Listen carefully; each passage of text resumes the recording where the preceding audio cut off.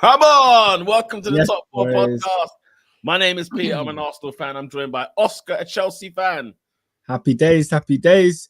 My enemies are crying. They're crumbling because the greatest manager in the last 30 years is on his way out the door. I'm happy, guys. I'm happy. I don't know about you. Wow. I'm joined by Robinho, a Manchester United fan. What did the great guy said? He said this. It's a beautiful winter's day and the air feels stupendous. Stupendous. I want to dance. Let me dance.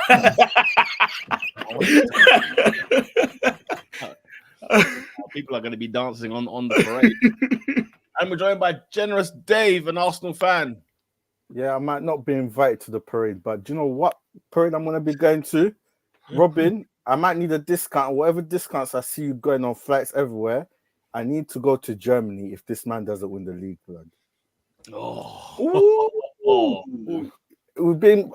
He thinks he's off the radar. We're not, bruv. I can see you, cuz. If you don't win the league, Why Germany? Because that's Germany. Listen, that visa expires, brother. Nah, do you know what? For some reason I thought you were talking about Arteta. I don't know. No. Certain someone, blood. Hey, I see you. If you can't win that league, hey. Well. Could you imagine though if like? And you know what he said this week, by the way? I will get onto it soon. Oh, okay. I was just gonna say, like, how mad would it be if Bayer Leverkusen won the league this year? It'll be funny. It'll be very funny. How mad would that be? Like, Bayern have won it like what 20 years in a row. Like, do you know what I mean? Like, come on, you can't get a striker of such ilk, and he goes there and he doesn't win the league. Anyway, it is what it is. It is what it is. Guys, what was your highlight of the weekend, man? There's a lot to get into, but what was your highlight of the weekend? Okay, my highlight has to be the wreckage at West Brom versus Wolves. Hey, Merlin was swinging it out. I saw people with pints of blood pouring from their head like Stone Cold Steve Austin. I said, this is the football I know and love. Yeah, man. The game's alive. The game's alive. The game is alive. Obviously, as long as no women and children were harmed, the game's alive. I got something controversial to say about that. Once I found out some information, I found out some intel on that game. We'll get my thoughts on that later. Right. Anybody else? Highlight of the weekend? Can I go with the highlight of the week? Some bangers in the AFCON, bro. Bangers in the AFCON, you know. I've seen some David's goals. right. Yo. David's right. Some goals, bro. Serious bangers in the AFCON. It's been a good AFCON, guys. It's been a good AFCON tournament. Let's have it right. You know, some big hitters are still in. Some big hitters went home, and there's going to be some newbies that are really going to be like in the final four potentially. Yeah, I mean, right now is a huge game. Senegal versus Ivory Coast is on right now. Just kicked off. Earlier today, Cape Verde. Hey, won. is that a stinker? Huh? Bro, did you say Senegal Ivory Coast? Yeah. I thought Ivory Coast went home, mate, guy. Senegal are facing Ivory Coast right now, guys. Yeah, I was going to say Ivory Coast are through. Well, the funny thing is, what's a stinker? Went out. What's a stinker is? On them charges, Pete. What's a stinker is, guys? No, do you know what, Oscar? Do you know what? I can forgive their mistake. Do you know why? Yeah. The Ivory Coast manager left after going through in the group stage. He's just left. But so did they go through? Did they go through on the 3-point system? I don't know. I just know. So in the group stage, there was teams that finished third, and if you're the highest third place team, then you could get through. Yeah, that's what Nathan's saying. Nathan's saying Ivory Coast got through on the best third place team. So I think maybe they thought they were out because they didn't get in the top two of their group, but they're through, and they're currently facing Senegal right now. Well, how dumb is that? Let me get my stream up. How dumb is that? And yeah, okay, yeah. Sorry, go ahead, Robinho. Yeah, no, highlight of the week because man was in the land of David Alaba and and just living up the life on the Alps, celebrated the birthdays and all that stuff. Love that. Love that. How many were there? Oh, yeah, every day was a party day. Yeah. Listen, my liver hated me. Oh, dear. It hated me. Oh, dear. But let me tell you about the land of David Alaba. Yeah? Let's go. It is Bavaria, but with the price of Switzerland, that place is not cheap. Oh, Are you serious? My gosh. I thought you were going to give me good news. Beast. Right. No. It's a lit place. Don't get me wrong. Lit place. Like, Wait, I have to go again. Austria's not cheap. Austria's expensive. Austria's a bit cheap. Oh, that's a shame. Yeah. That's let me down. That's let me down. But the scenery, I'm all for it. I'm all for it. But yeah. All for it. Oh God, highlight of the weekend. David, you got one? You just talking about you said it was bagging goals. Can I just put Go on. Like, why did he stop? Who's talking to me? No, I thought you interrupted me. I just want to say, Nath in the comments, you're on a yellow card. That's all I'm going to say. Yeah, we can continue, but he's on a yellow card. If I see any more of that business, he's off. Bro, what did I miss? What did I miss? I don't know. I'm not going to say it. It's not something that should be on Front Street. Okay, but continue. I'm trying to think of a highlight of the week. I think I've got to go with, if I had to pick one out, I guess the Port Vale fan against Portsmouth who ran on the pitch and chased the referee. Did anyone see it? Oh my goodness, that was brilliant. That was brilliant. The referee was blowing. I mean, football fans this weekend have shown that have disgraced themselves. We'll get into that a little bit later. But it's been shenanigans all the way through. Yo, listen, Nave should be sent off. Look, I'm giving a yellow and a strong talking to. Yeah, any funny business, you're off, Nave. Yeah? Because that's a crazy comment. Let me get.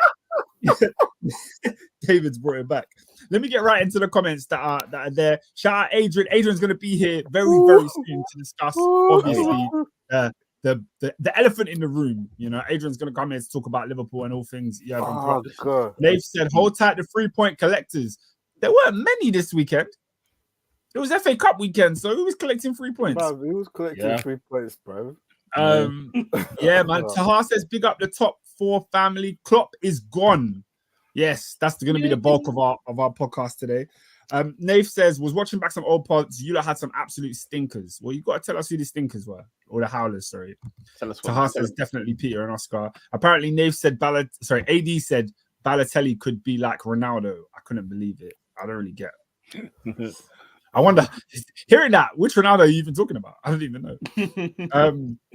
Tahar said, did I miss Oscar's weekly traitors roundup? Listen, you did not miss.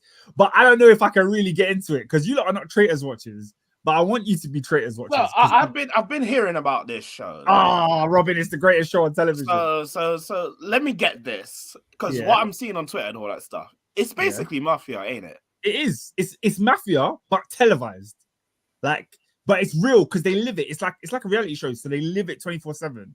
If you're a mafia member or if you're a traitor, you have to be a traitor 24 hours. You can't it's a great game show. But the ending, goodness me, I need to have a debate with everybody that actually watched it to dissect what I saw in the ending because it was the craziest ending. If you ain't seen it, BBC iPlayer, go do your Googles.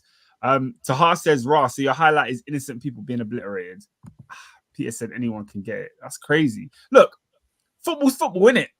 You know, I've gone to football enough to know that when it comes to the fighting and all that stuff, if you're involved, it's because you want to be involved.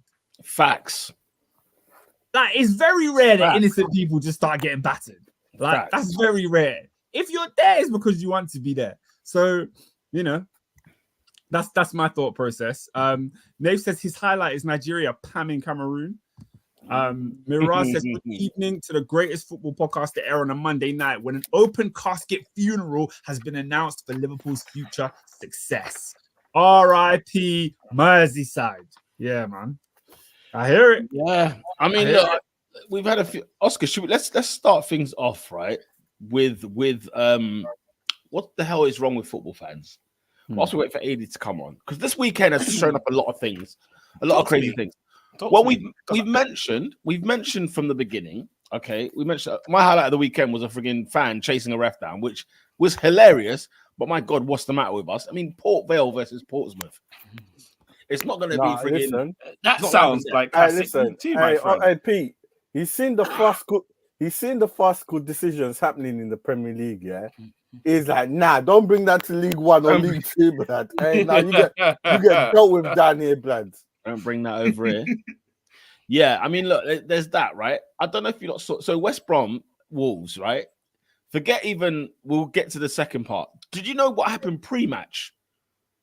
Did you know what happened pre-match? Apparently, a woman in the stands, stripped naked, ran to the center circle. It got no coverage whatsoever, but it's all over social media. Like, this woman just ran pre-match naked to the center circle just to, like, you know what I mean, just to streak. And then of course, the fact that we had the debacle that took place, and the reason why it kicked off at the Hawthorns is because we had Wolverhampton Wanderers fans in the home end of West Brom in the Black Country Derby. Let me give you some context why this derby is ferocious. They've not faced each other in 12 years. I don't know how they've dodged each other for that long. It's incredible how that's happened. The game was moved to 11:45 in the morning. Is this an old I heard about this. I'm about to say that's a bit of Is this an old phone derby? The police from day one were bricking it, saying, no. This game needs to be as early in the morning as possible. So what do the people of West Brom do? What do the people of West Bromwich Albion do? Well, not even Albion, but just West Bromwich in general. Now, first of all, their pubs normally open at 7 a.m., which, by the way, what the hell is going on over there, right? For this fixture, they opened at 5 a.m. What? So we have people on the lash from 5 a.m. From Crazy. 5 a.m. After the frigging Royal Rumble, they've gone straight into the frigging pub. Got on the lager, got on the Peter, I'll be real. That was my week last week, so I can't complain. Not at 5 a.m. Not at 5 a.m. You lot are mad. You lot are not at 5 a.m. We're not. I ain't gonna complain. He was waking up to mimosas. That's what we're not having that, mate. We're not having that. Hey, man. So, you get that, right? And so Wolverhampton Wanderers fans in the West Brom home end, okay, with families and everything else. Like, there was man, woman, and child. And when Wolves scored their goals, they're giving it to the home end. In the home end, I'm sorry, you deserved everything you got. In fact, at some point, I just said, I hope they got pumped. I just hope they got pumped. You deserve everything you got. Yeah, man. You can't, like, for example, right? You can't, like, you're not a gooner going in, or you're not even a Spurs fan going into the North Bank at the Emirates with your family and kids and whatever, and cheering Tottenham goals in the North Bank. You're not doing that. You're not doing that. And if you are doing that, guess what? If you get punched up, the police doesn't even nick that person. Because it's like, first of all, what are you doing in the home end? Number one. Yeah, it's true. That's true. I've seen that happen, Like, it's mental. Like, if you're in the wrong end, you get beaten up. The police are not especially arresting the people that beat you up. They're just escorting you out of that situation. Yeah, they're just taking you out of that place. You're getting medical assistance, isn't it? Yeah, that's it. That's it. That's it. There's no ban for that person. Why? Because the argument he or she makes, they're in my end. Go in me. No chance. Yeah, bro, West Brom in the West Brom game. They brought on riot police, bro. They brought on riot police. Is this the 2011 frigging shooting? Is this the London riots? What the hell's going on? What's so funny about that? Because obviously we're talking about this, and it's English football culture or British football, because I think you can include the Scots in this too. But obviously we'll touch on it at some point. But I was watching the NFL last night, and I saw Detroit Lions fans losing their minds next to celebrating 49ers fans. I don't know how they could be close to each other.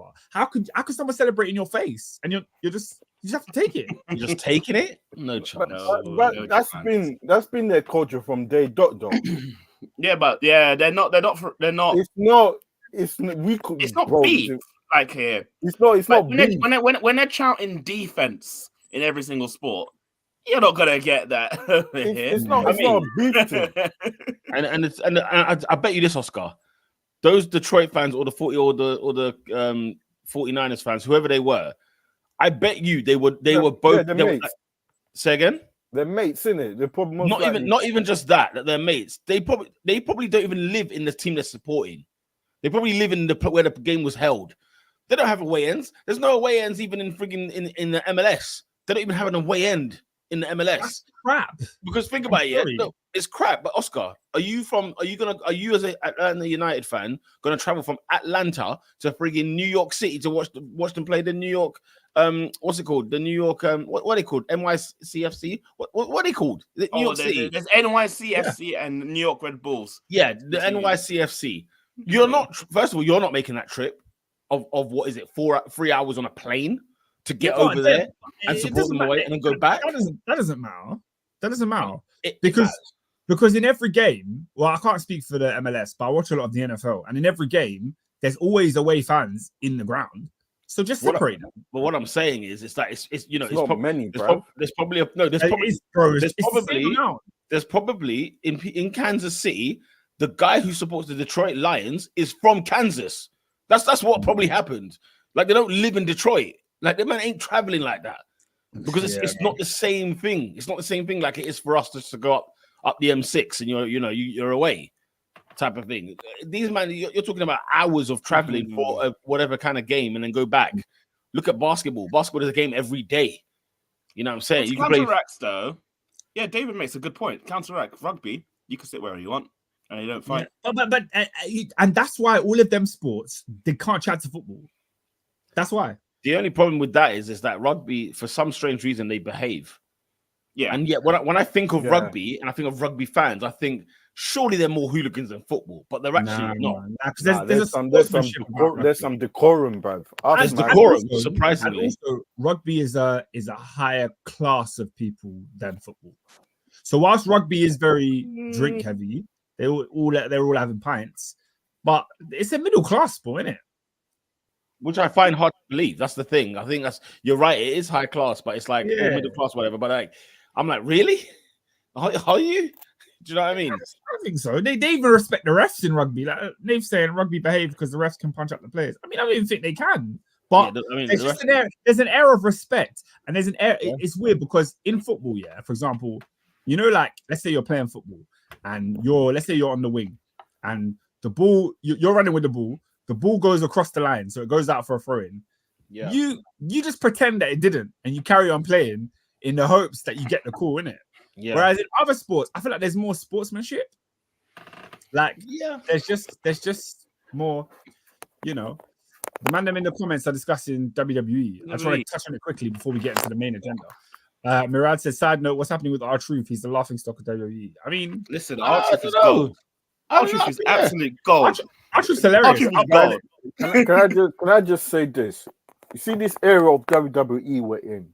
Maybe you could suck me back in. I'm seeing I'm seeing stuff. No. Listen. Now I'm not gonna say it's gonna go back to, let's say, pre-2012 where you had Batista, you got Bear Man in it. But I can see they're developing superstars. I'm like, okay, I see what you're doing. I could get into Robin, go before I go. Listen, join. You need to acknowledge your tribal chief. You need to acknowledge your tribal chief. Hold on. I got one question. Is it still on the WWE network? For now. I know they're moving to Netflix. I know that one's coming. Mad. But I need to come on now. Look, shout out to Mirad. The storylines are good, bro. They're making. You know what was funny? The Royal Rumble. It's a lot better than it used to be. The Royal Rumble itself. I'm seeing people that tweet. I've said never watch like WWE except at WrestleMania. But they're asking, what's everyone tweeting about R-Truth and Jade Cargill? They were there and they tuned in to get involved. Listen, join. The thing is, man. like, also, David, I will say this, and the other two can agree with me. I saw the best refereeing of the weekend at the Royal Rumble. That's true. Elite refereeing at the Royal Rumble. Elite refereeing. What was it? The KO match? Yeah. KO and Paul. Fantastic. The vision. Fantastic. The vision. It was phenomenal scenes, Jeff. Okay, there's one more comment that I want to address just before we get back onto football. Mirad says, What was the point of Cody winning the Rumble? Because he has to finish Finish the the story. What do you mean? Sorry. What do you mean? Where have you been? I can't lie. I wanted CM Punk to win it though. I can't lie. Bro, I see so much Cody Rhodes hate on the timeline. I can't believe this. No, it makes sense. It makes sense why he. What does it? How does it make sense? As in, he should win it. I'm saying it makes sense for him to win it to finish the story. Yeah, but Finish does the he story. win at WrestleMania though? Huh? He does, but does he win at WrestleMania? Yeah, Of course he does. I think he If he doesn't win it this time, Of course he does. then I don't know anymore. Of course, like, he's not beating Roman. Of course he's beating Roman. Of course he is. He's gonna finish the story. I guys. said, but the thing is, though, I've told everyone, with if interference. you beat Roman, if you want to beat Roman, you need to take out Solo Sikoa because this brother is always there. You need to take him out. He's always there. He nearly took out Samantha. Samantha just posted up like on the side, like, and he's gone straight through the barricade, and like she nearly got her knees capped off. Listen, you heard it here first. Yeah, Cody Rhodes beats The Rock with he beats Roman Reigns with interference from The Rock, and then The Rock faces Roman at WrestleMania next year, the first WrestleMania on Netflix. You heard it here first. Right? That's what's happening. Woo. That's what's happening. But we're talking about finishing the story, guys. Should we move on to a story that seems to be finishing at the end of this Premier League season? And I'm loving the narratives that are coming. AD. God, I'm loving the narratives that are flowing. I'm good. I'm ready. Chains are getting taken in years to come, bro. I'm gonna love it, man. Oh my God. AD, you have joined us here on the podcast, and you've been summoned by the people, by the millions and millions of all the top 4 podcast fans. And the thing we have to address, this is not even an elephant. This is a friggin', I don't even know what to call it. What kind of animal this is? It's the room. It's the room, yeah. It's the room we need to address. Mr. Jurgen Klopp has come out and said that he'll be leaving Liverpool at the end of the season. Talk to me, Adrian. What on earth is going on? Bro,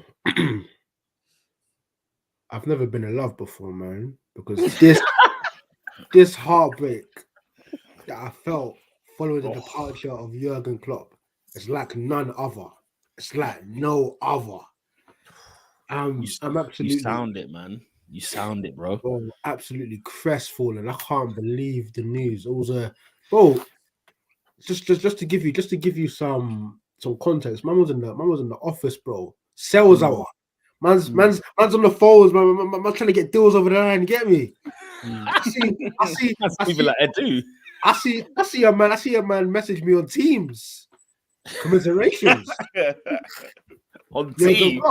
So my first thought was, "Raw, what? Did man die?" That was my first thought. Yeah. Then I see like 4 missed calls from my dad. I'm like, okay. Like, what the hell is going on here? But yeah, man. And I know, like it's silly because the man's very much still alive. He's still in the prime of his life. He probably looks better than he's ever looked. And as well, I think we need to sort of contextualize it. Yeah, it's only a game of football, isn't it?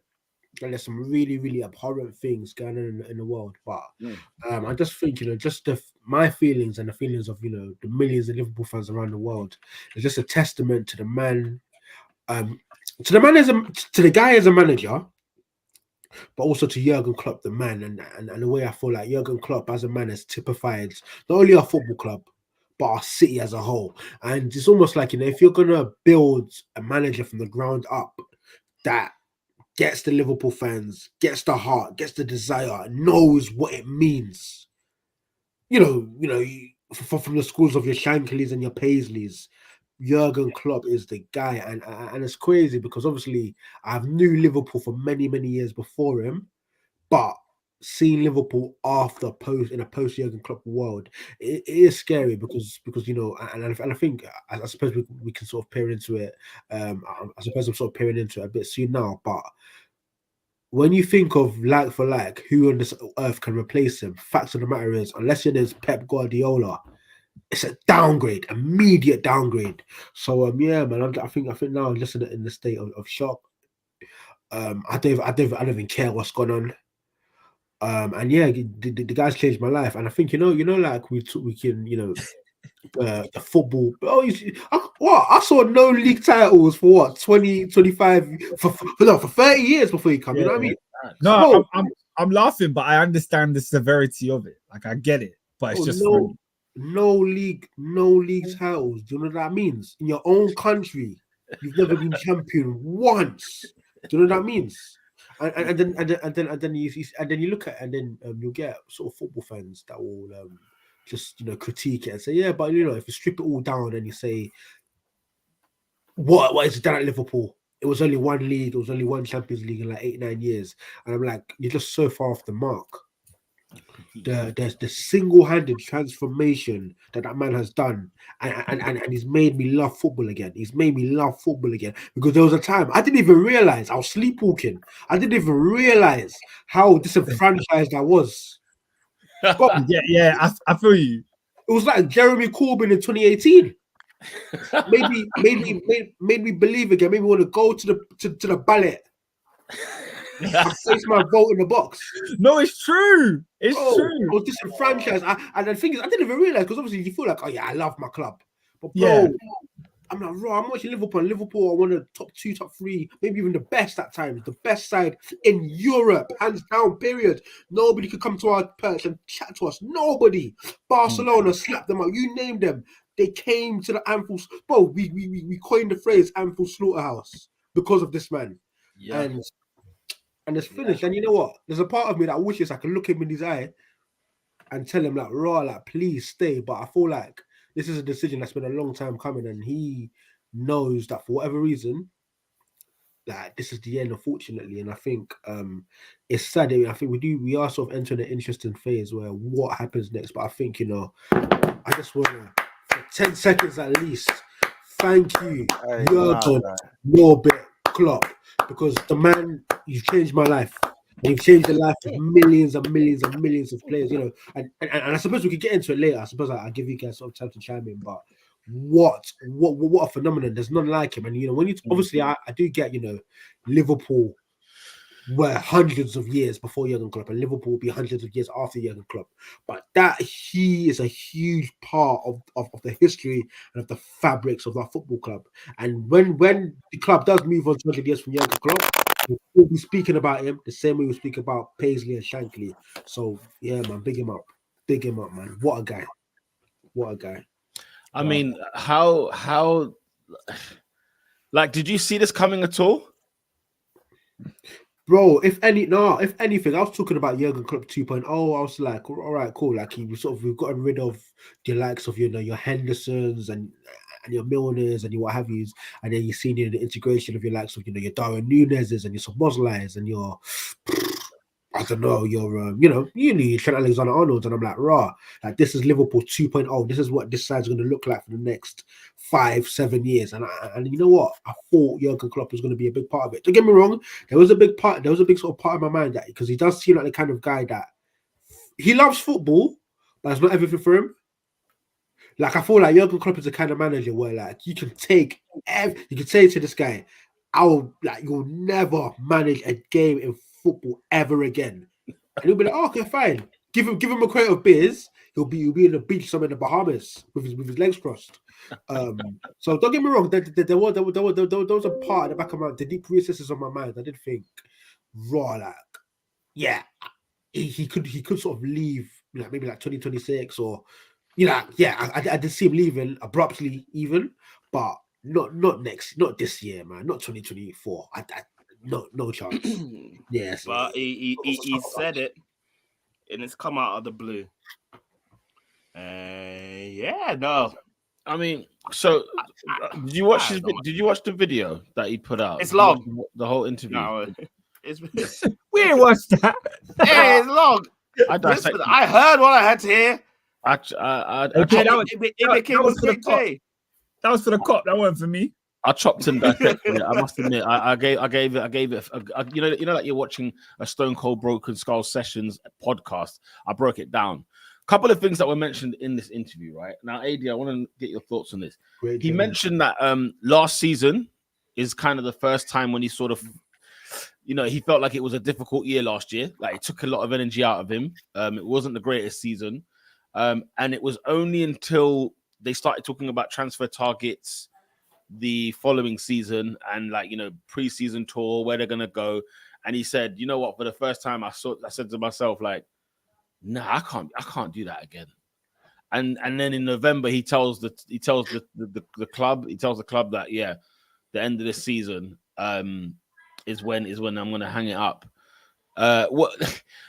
He told the players like this week apparently. So I heard that they knew from November. I heard that everybody knew from November. He said he told the club. So I assume that means the players as well. I don't assume that's going to be. I don't think the players knew just a week before us. I highly doubt that. Yeah, I highly doubt that because it would almost be like, because you know, and part of the reason he's telling everybody early is so that everybody, like even his coaching staff, they've got a chance to sort of plan their future, because obviously they're all going to be going because they're all leaving as well. Like relocate, like find their kids new schools, and as much as it's stuff that often gets sort of forgotten about, like very, very real things. Which is and that's why, you know, for the type of guy Jurgen Klopp is, I feel like his word is his word, and I feel like because he said it, that's it. Like there's no going back. He's got it. You know what I mean? The only thing I will say with the Klopp situation as well is that, you know, because I am so gobsmacked, and I'm almost like you saw my response on the group chat. I was spitting. I was like, no, Liverpool have messed up. Something's gone wrong. Because he signed a new deal. Was it last season or the season before? He signed a new deal that takes him beyond these next 2 years. So I said something hit the fan. Something's gone wrong, horribly wrong here, and they balls this up. And then it's a case of he says he's tired. He has no energy and all that kind of stuff. Where you're like, okay, you know, like, I don't buy it. I don't necessarily buy it from him because he was tired at Dortmund. He joined Liverpool 4 months later when he was meant to take a year out anyway. And I'm sure if the right job comes, where AKA Bayern Munich maybe come round, or you know, the Barcelonas of this world, Madrid, whatever the case may be, something is gonna tickle his fancy. The right club will tickle his fancy again, and he might get a new boost. He was at Mainz for I think 7 years, Dortmund 7 years, Liverpool 8 years. Like it's like kind of the stint he does. So maybe, but those 8 years at Liverpool have gone so phenomenally fast that I don't even believe it. Somebody put in the comment section about the 2014-15 season. I'm guessing that was, or 15-16 season, where I'm guessing that was Klopp's, like Brendan's last year, Klopp's first year. And you think, wow, that's nearly 10 years ago. Like that's actually, you know, time flies. So I get that he's I can understand. You know, like you play Football Manager. Have you not ever done more than one team for 10 years? Yeah, you get to the end of your tether. You get to the end of your tether. You can't wait to see the end of the season. Might start going on holiday, skipping away games or skipping league games. You lot are not real managers, bro. You're not real manager. I play every game. I play every game, bro. Even when you want out. I don't skip, bro. I'm playing every game. You're buying academy players for like 40 million just because you can. Bro, I'm scouting. I'm scouting to the end of the earth, blood. No, but it comes, but you reach your limit though, don't you? Nah, never. But it's not fun anymore. Like you could not. David, why did you not apply for the what was it? The Bromley job? Bro, where they were doing it. Yeah, they were doing that. Bro, no, I mean, I am so gobsmacked that he and by the way, Klopp, Jurgen, if you're listening, I didn't like the fact you just said you'll never manage another English team again. Why? Why would you say that? Why would you do that to us? Okay, because you're never going to do it again. Do you know what? I don't buy it. That's the only thing I don't buy. Because managers also lie these days. So, and also, if the right thing and the right offer comes, you never know. No, but that's the thing, though. Yeah, go on. I feel it's the point I was making, that where I feel like the club, like Liverpool and Jurgen Klopp see like a match made in heaven, and I feel like him and Dortmund see like a match made in heaven, and I feel like for certain managers, like I'll be honest with you, I can't necessarily see him at like a City. I can't necessarily, you know what? Even the Real Madrid thing, I don't know. It seems a bit. It's almost too big. It's too grand. Real Madrid, not intimate enough. Do you know what I'm saying? Real Madrid, no. I can see like an Atletico, a club. It's got like an Atletico. Like clubs that have like meaning behind them more than just the football. I feel like, or Bilbao. for example. Yeah, like, or Bilbao, something hipster like that. something like that. Do you know what I mean? I can see like definitely- Galatasaray. These hipster clubs. Like I'm a year, sick of you. like a year, like 18 Like I months. said, clubs that have meaning. Oh, I'll spare You know, me that. you know, right? you know what he Listen, means, though. Jurgen You know Klopp what he is means, one of the best managers in the world. So He'll when be at Celtic. Like he will when ride he- for Celtic. Yeah, No look, hype. though. He will ride. Why would he ride for Celtic? That doesn't make any sense. Look, he went to Mainz, yeah. He left Mainz and then he went to another German club and he went to Dortmund and he was a historic manager for Dortmund. He's come to Liverpool and he's been a historically great manager for Liverpool. But the fact is, he's a world-class manager. So if he goes into another job and he has the same kind of success, his personality is what develops that kind of connection with the fan base. So I think he will go into another job, and even if the club doesn't have that history about it, because let's be real, when he walked into Liverpool, it was a mess. It was a complete shower of God. Nobody was looking at Liverpool as, oh, this club with this. You know what I mean? He reinvigorated the almost 80s spirit of Liverpool that we didn't really see in the 90s and the mid 2000s. I mean, we saw a little bit with Rafa, but it was like, come on, man. They won a couple of titles in the 90s, no? Or was it just the No, one? they didn't win Jack in the 90s. Chelsea won more than Liverpool in the 90s. Well, 1990 they won the league in 1990. Okay. I mean, but no. But my point is this: we get so wrapped up in the moment, and I think shout out to Endo, he's made a point here. Mourinho said he would never manage Spurs. He went there. Fabregas said he'd never play for Chelsea. He went there. What did Mourinho say when they collared him on that question? He was at Spurs.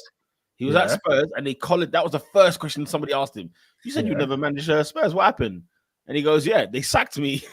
he's like, listen, but I'm with the gang until you cut ties with me. If you cut ties with me, see you later, mate. Look, Pete, I was watching. We had a conversation about this earlier this week, Pete. I was watching the overlap with Frank Lampard. They had him in there with all the guys, Keane and all these guys. And Roy Keane was telling a story about how when he left Manchester United, he didn't want to join another English club because he felt like it would be disrespectful to Manchester United. So apparently the offer was on for him to go to Everton with David Moyes. Yeah. And he turned it down because he should have gone.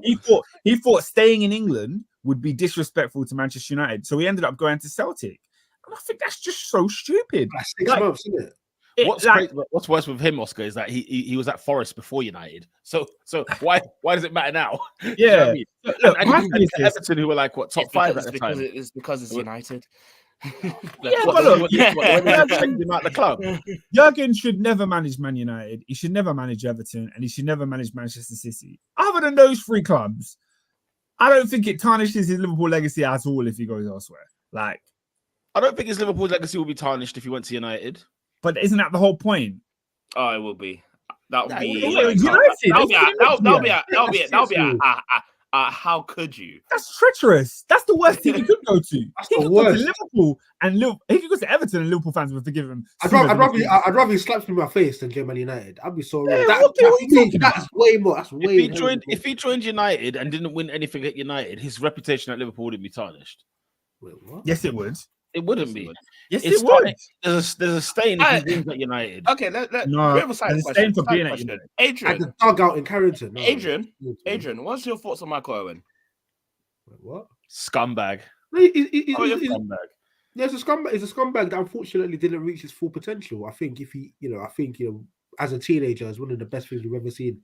Unfortunately, injuries derailed him. But also, when he went back, I think I know where you're going with this question. By the time he got to Man United, he was a decrepit former shell of himself. But did you feel the betrayal that he signed for? No, he betrayed. Yeah, he betrayed us, and I don't think anyone in Liverpool is going to buy him a pint. Well, I swear he wanted to go back to Liverpool, and then the club said no. The only thing I find interesting about Owen, and I didn't know this till he went to United, is that he's not from Liverpool.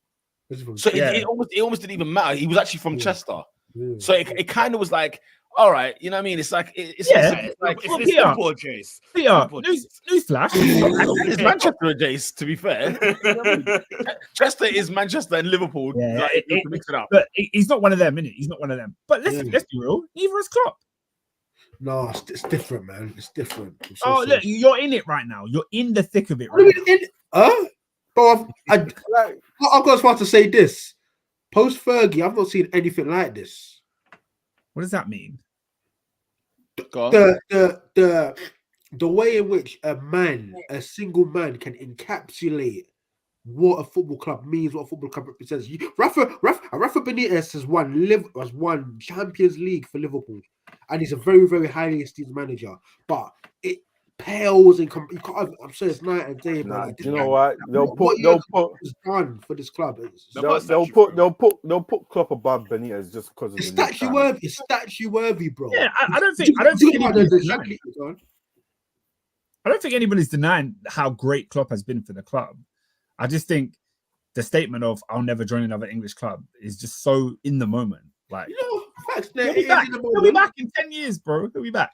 No, but the thing is, you took off like it's like, for me in my mind, it's tantamount to Bill Shankly sort of doing anything after Liverpool in England again. You get like you got the Shankly gates. You could call the Klopp end if you like. I don't know, man. I feel like I do get what you're saying. In terms of, obviously, football management is a conveyor belt, and there's only a certain amount of top quality managers. But this ain't the days of Bill Shankly either. No, but Oscar, he did 8 years in this era. Yeah, this era, 8 years is a lot. Serious, It's a lot. That's crazy. That's crazy. It's as good as the Shankleys and whatever else of that era where you could be, or even Sir Alex. Sir Alex did what, 26 years, was it? Is that how long he did that United? 26 years.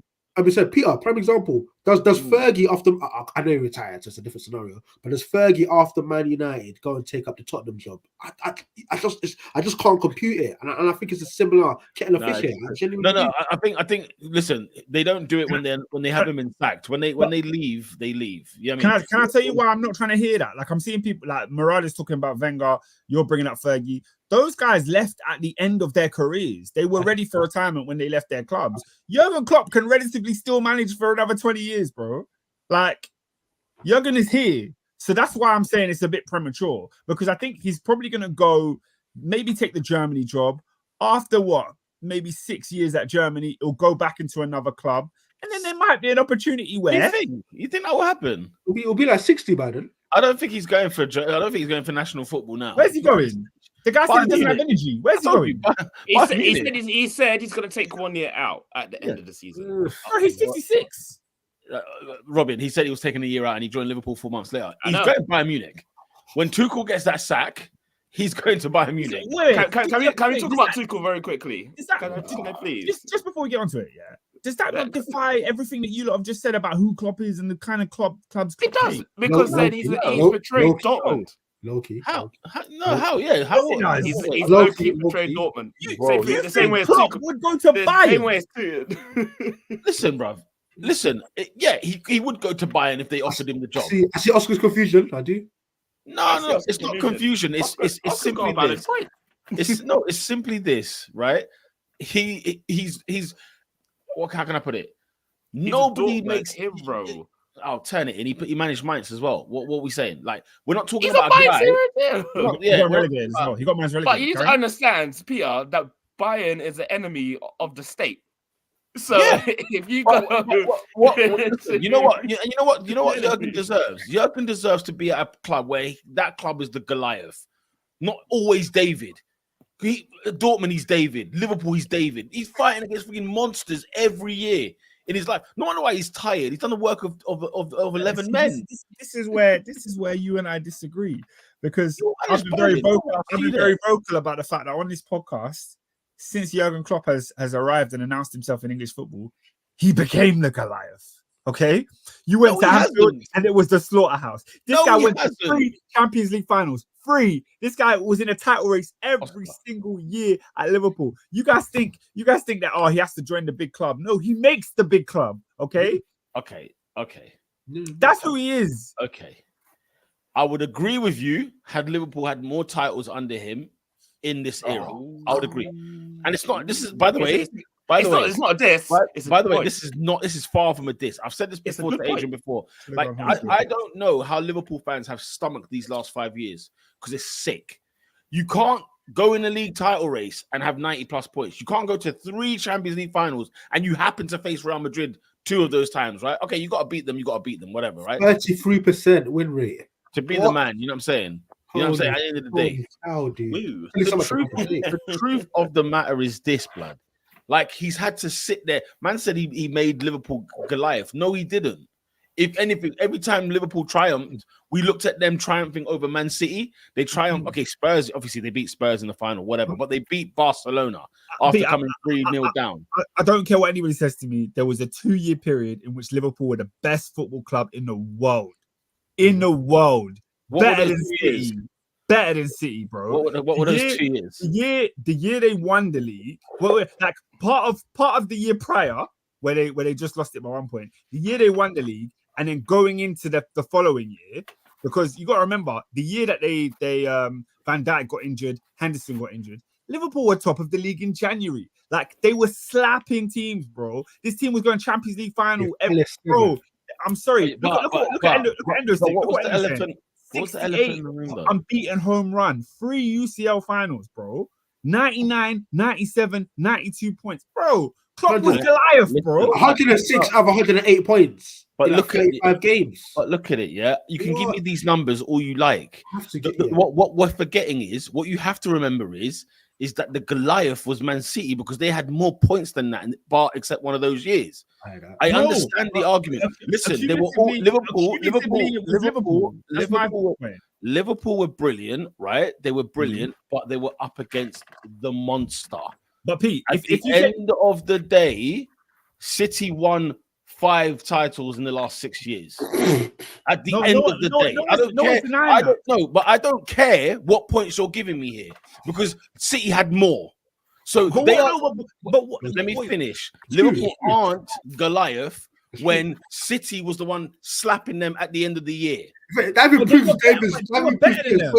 proves Peter's point.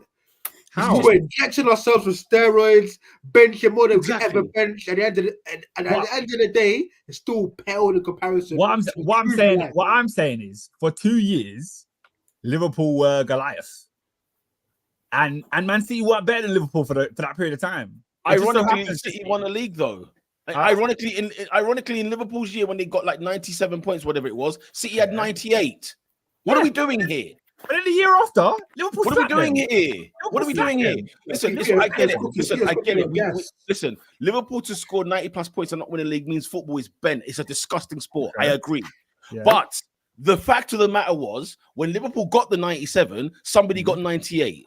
Okay, after a time where City scored 100 points, so they were only 14 short of immortality. Okay, but when Liverpool got the Champions League, City had no European trophies to their name. They won the Premier League. What's your point? They won the Premier League. They won the Premier League, Oscar. What I'm saying is there was 1 year each where one won the Champions League, the other won the league, and the other year one won the league, the other didn't win the league or the Champions League. Oscar, I hear all of that, but it's this. We talk about the Liverpool Klopp. We talk about the Klopp Pep era. Yeah. What era are we talking about? And that's Peter's point. As good. Hold on. As good and as great as Liverpool were and as big as Liverpool appeared, when we look at totality, bro, the Goliath was there all along. We tried and we got as big as we could, but Jurgen Klopp was fighting against the state year after year after year, and he said it 1,000 times, and I still couldn't get him a fixed goal. The miracle work he was doing, he was fighting Goliath, and he appeared as big as Goliath in your eyes. But my thing is that's why he's great. You can't go win 3 leagues with Bayern. Come on, bro. He won the league with Dortmund against Bayern. Yeah, and it wore him out. That's what Klopp is. And he frigging left and it wore him out. Yeah, he was David fighting Goliaths. You're absolutely right. David fighting Goliath, bro. That's all he's done. He's never been Goliath. And I'm saying he's allowed to be Goliath for one term. He's allowed to go to Bayern Munich and be Goliath. He has to. He's allowed to go to Juventus and be Goliath. He's allowed to go there. He's allowed to go anywhere and be Goliath. That's where Klopp needs to go next. Klopp needs to go to Italy. Yeah. Italy's a big shout. Juventus is a fun bro. Juventus. The thing is though, in Italy, there's no soul. The thing is, there's no soul. There's no Goliath in Italy. Listen, Tripoli. Hello. No, not anymore. It used to be Juventus. Remember when they were winning 10 leagues in a row? bro, you remember I spoke about clubs that have meaning? There's no soul in Italy. Let's have it right. Only probably Roma is the only team left with soul. Okay, but the truth of the matter is, he's not going to Roma. And if he does, he's winning jack all over there. He's not winning anything in Serie A. No chance. Internationale. I mean, Inter. Yeah, okay. Hey, listen, Jurgen, if you fancy it, you know what I'm saying. We've got a big banner for you in the Curva Nord. No problem. We'll have that ready for you. You know what? I think there might be some legs to the Roma thing, actually. I don't know. He would. I think he'll go. No, Juve. I can see Klopp in Italy still. I'd see Bayern or Juve or Atletico Madrid. In all honesty, it'll be like one of those three. I have two questions. I'm going to start with this one. Adrian, in the words of Bill Goldberg. Oh. Who's next? Is it a bit too soon? Who's next? Big up Melina. What's going on? Who's next, Adrian? Who's next? Oh, the question had to be asked at some point, and now we're asking the question. Liverpool need to be bright with this one. Actually, why don't you go around? Do like a round robin? I want to get you guys' thoughts. Actually, like, let's go around. Where do you think Liverpool will go, or how would you do it? Because it's quite an exciting time. When the writer's choice or the editor's choice is saying Mr. Alonso. But I don't know. I don't know about that one. I think that's where they will go. Do you think so? Yeah. I think that's where they will go. Like we're talking about Liverpool, you know, they're gonna be very strategic with their choice. Kind of like Arsenal after Wenger. They're not just gonna jump the gun and go for the biggest name. I'm seeing Miranda saying Mourinho. That's definitely not happening. They're not gonna do something that upsets the apple cart, so to speak. I think they're already in a space of turmoil, losing a 9-year-long manager. They want to get somebody who they want to believe in long term. They're not going to get someone who they think is just going to win right away. And I think the Alonso project is picking up steam at the right time. But my question is, because of what he's done at Bayer Leverkusen, is it a one-time thing, or is it going to be they're going to pick on from here? That's my question. There's a famous interview with Jose Mourinho before Xabi Alonso ever became a manager, where he says Xabi Alonso was in England and learned from Rafa Benitez. He then went to Real Madrid and learned from Carlo Ancelotti. He then went to Bayern Munich and learned. And Mourinho, yeah. And me, He then went to Bayern Munich and learned from Pep Guardiola. And then on top of that, being, I don't know if legend is the right word, but Liverpool cult hero. You know, this guy scored in the famous Istanbul Champions League final. So, it just all seems to write itself for me. I just don't see them going for a well-established manager. I see them going for someone up and coming. And the fact that a former player is on the hot streak that he's on right now, it seems like a no-brainer to me. What say you, Robin? What say you, David? Where do you think? The thing is, the reason is because it leads on to my second question: who stays at Liverpool? Because we've now got players that say that they're a bit unsure about want to stay or not. Let's tackle the manager. I'm just like, Let's stay on manager first. Yeah, that's I'm just like, if everyone stays, then the perfect choice would be Xabi Alonso. Again, what you're saying, I think who Liverpool hire will be a big factor for those players on whether they want to stay or not. And I think Xabi Alonso is somebody that can put his arm around a Trent and a Van Dijk and convince them to stay longer. There's one manager that's actually screaming Klopp light at the minute. Who's that? Are you going to see this derby? If they want to go down this road, because you see, Oscar made something. Oscar kind of changed my mind a bit on the Alonso thing, because the Xabi Alonso thing always just felt fairy tale. Felt like, come on, Liverpool can't go down this road. You don't do this. You know what I'm saying? Don't do it, because you're not gonna succeed this way. And especially when you've seen like the Brendan Rodgers of this world, where he had a good career at Swansea, and he thought, you know what, we could make this work, kind of thing. And then you look previously, even like when they got Rafa was somebody that was kind of that Klopp ilk, in a sense of at Valencia, he won leagues, but like he wasn't elite, he wasn't the best, he wasn't number one, but he done well with what he had. I wonder. There's two people that I'm thinking about, right? Where one of them's got different style of play, but he's having a horrible time at the moment at a current club. But whether that means it can't he's looking at Brighton, ain't he? You're looking at Deserby, aren't you? Well, no, he's having a good time at Brighton at the minute. Yeah. But I think he's talking about someone else, a compatriot, perhaps. Not too far from he's managing in the Premier League right now. And I think had this been before he went to Chelsea, I think Liverpool would have looked at Pochettino. I think they would have looked in that conversation and said, hang on a minute, what he did with Tottenham, we might have to do what he did with Southampton. We might have something here, right? But because of the situation at Chelsea, and I think he will get the sack at Chelsea anyway, Liverpool might have to knock on that door. Maybe. But do you think? I think if Pochettino was to get the sack at Chelsea, I think it damages his reputation to the point that Liverpool would not look at him. I don't know. I think if Liverpool are smart, I think they'll look at it holistically with the players we got, style of play, Pochettino. Because I'm looking at everyone else. Oh, my number one pick, by the way, is I got a number one pick, 1A, 1B. My number one pick is Luis Enrique, always is, and my number 1B pick is Roberto De Zerbi for sure. Luis Enrique is so not Liverpool. Oh, you don't watch him, do you? Oh. I can see it. Listen, I can see Luis Enrique there. It's okay when they haven't watched a manager manage at Celta Vigo or at Roma or at PSG or at Barcelona. Not you, Robinho. Why when they say they don't play that style, go watch his side. Who said anything about style? What did you just say? 700 passes with no goals. I said he's so not Liverpool. Is it? Okay, go watch his football. Do me a favor. Go watch his football. Do me a favor. Call me when they sign Enrique. Call me. No, they may not. They won't. What I'm saying, they won't. What I'm saying is, hey, we know we're just throwing out suggestions.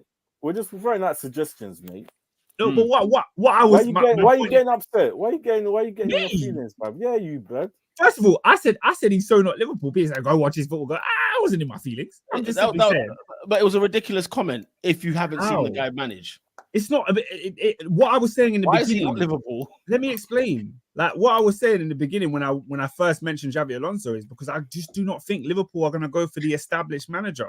Like they won't be stupid to go for Xabi Alonso. They will not be stupid to do that. Peter, Xabi Alonso will be the manager of Liverpool Football Club at the beginning of next season. Mark my words. August, when we are doing the podcast, we will be talking about Xabi Alonso's transfer signings. I'll be amazed if they went down that road. You'll be sweet corn, Peter. You'll be sweet corn. That's how amazed you'll be. But Peter, why is it so stupid? Because Oscar mentioned it earlier. It's the Mikel situation we have here, right? Xabi Alonso, okay, he's doing good at Leverkusen this season. You can't go to Liverpool Football Club. You cannot. Liverpool Football Club. It's a bit more than good, though, isn't it? Liverpool. No, it's good. Top of the league, unbeaten in all competitions. Oh, okay. No, Adrian. Okay. Peter, listen to Adrian. Adrian's the Liverpool fan. I'm just trying to appease. Hold up. Especially if Klopp leaves winning the league. You can't follow up my man. I'm sorry. You're going to expect... No, bro. You're going to be expected to win, bro. Like Oscar, look, lads, you lot all know, you lot will agree with me right now. He's not winning the Bundesliga this year. You know this. 100%. I agree. You know this. I agree. The only reason you can entertain a Xabi Alonso at Liverpool maybe is because if he wins the league there. I don't know how many years experience he's got as management. Does anybody know how many years he's done in the game? He's done like wiki that, bro. It's supposed to be like his first 4 years, surely. Chubby. Wiki that, bro. He done like a I'm gonna do it now. I'm gonna let you know. He's been managing. I'll get back to you. He's been managing Real Sociedad, the B team, from June 2019. Allow me, man. Allow me. Yeah, so he went from Real Sociedad B team, and this is his first gig as a full man. No. And he's been here since 2022. No. 2022. No. So this is his second year. And that's the reason as a Liverpool winner, yeah. do not touch him with a barge pole. Why do you think? Because it's his second year is the reason. You need experience, bro. He's not seasoned. You can't listen. You can't bring Oscar. We suffered this. You've watched us. You've watched us. You're not in suffering. The last how many years? Huh? You're not suffering. We haven't arrived. You hired a manager that's done nothing in the game but be Pep's sidekick, and he's come in and put you in a title race from. After how many years, bro? Listen, I'm not. Listen to me. David. I'm not sat here telling you that Xabi Alonso is going to win Liverpool the league. That's not what I'm saying. I'm saying will he be in a title race next year? Hire him. That's the point I'm making. Adrian, Xabi Alonso is in a title race next year. And ready for campaign. You guys are arguing different things. I'm not here telling you Xabi Alonso is going to be successful. Klopp is left. Listen, Liverpool don't need to go down this road of project. They are at the big table now. No. Oscar, hear me out. They're at the big table now. They are a Real Madrid. They are a Man City. They are a Liverpool. Okay, you don't see Man City gonna go recruit a manager and they're gonna be like, oh, let's see how long we can build. You don't see Real Madrid looking at managers. Oh, let's see how we can build. You don't see that at these big clubs. Liverpool are one of these big clubs. But Peter, the man you mentioned was Roberto De Zerbi. That's also newsflash another project. No, the only anything below Klopp is a project. You're bang on. But what I'm saying. You're bang on. In the sense, no. Do you know why we're going down this road with Liverpool though? Because we know what Liverpool are like. They will go down, let's say, the cheap route for lack of a better term. They won't actually go out there where they've got the money. They could listen, guys. By the way, there is a certain Italian who hasn't got a job at this moment where they could literally pay for him to get there, and guess what? He's winning them a league title because he's got the players. 100%. 100%. He's got the players. Even the fact that you would even utter Antonio Conte's name in a Liverpool conversation is pointless. Pete, I'm not sat here telling you who I think Liverpool will win the league with. I'm simply looking at the viable options of what that club is going to accept after Jurgen Klopp. Peter, Liverpool are the most not rabid, but like vocal fan base in the English Premier League, bro. They're not going to accept half of these managers. Oscar. What have they had before Klopp? Let's turn it in a little bit. Let's rein it in a little bit. What have they had before Klopp? They were having people like Brendan Rodgers in there. They were having people like friggin' what's his name, Roy Hodgson in there. They were having people. They were having shockers in there. Bro. Kenny Dalglish, bro. And guess what? Number 2, you know what I'm saying? Reebok Dalglish. Peter, if you eat beans and toast every single day, you realize what it tastes like. But if I put you on steak and caviar for 9 years, you get a taste for steak and you want to keep eating steak. Okay, let me get this straight then. Let me. David, let me get him. David, let me get him. So with your steak and beans and toast analogy, is Xabi Alonso the steak and Conte's the beans on toast? Is that what you're telling me? What I'm saying to you is this: Xabi Alonso is the prime aged, slow cooked beef that is currently waiting in marination. Wait. They do not want. Where did he marinate? Food, all right? Where did they marinate? Where did Xabi Alonso marinate? He's marinating right now by Leverkusen. Oh my God! He's marinating at the top of the Bundesliga. That's where he's marinating. Listen to Oscar. What he said about Jose Mourinho. It's been marinating for when Rafa Benitez. It's been marinating for when Xabi Alonso was a 10-year-old learning football in the Basque. And if you look at look. Let's talk about coaching. Right? You look at like your Lampards and you look at your Steven Gerrards, right? Who's not even in the race, right? And you look at how they're sort of. But that's Gerrard's fault. I'll be real. No, it's Gerrard's fault. It's Gerrard's fault. But if you look at sort of the principles of play, it's very much heart, passion, PMP. Winning your duels. And if you step away from that and you look at your likes of your Michael Carricks and your Xabi Alonso's, if you look at how they played the game, very slow, very methodical. I know what my third pass is going to be before I've even received the ball for my first. And you see how those sorts of managers seem to be translating a lot better as coaches. I'm sure Pep was sort of in that sort of ilk of player, right? Very much, ball playing 6, sees the whole game, knows what they're talking about. So for me, with Xabi Alonso, I think I think what we have to accept is anybody Liverpool get after Jurgen Klopp, it's going to be a gamble, and quite frankly, it's going to be a downgrade. And we just need to accept that Xabi Alonso is going to be a project and it's going to take time. And I think there was a fantastic parallel made between Arsenal and Arteta, because Oscar's spot on. Look at Arsenal today, where they had to, don't get me wrong, they had to go through some teething pains. They had to, Arteta is essentially learning on the job as we speak. When I tell people Bukayo Saka has been a pro baller longer than Arteta has been a pro manager, that gives you some context into how this guy. Sorry, I have to drop because you made me die there. You said Bukayo Saka, like he's Mamadou Saka. You know what you meant. I had to stop him there. Yeah. I was like, huh?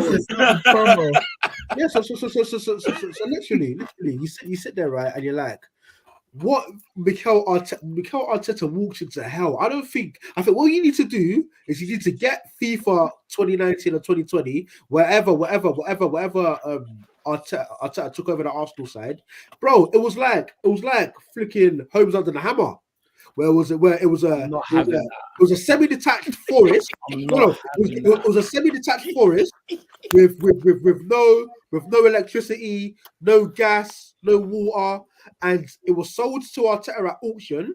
And he's literally had to go into Arsenal Football Club. He's had to de-rig everything. He's had to mow the garden. It was like freaking Alan Titmarsh in the garden, right?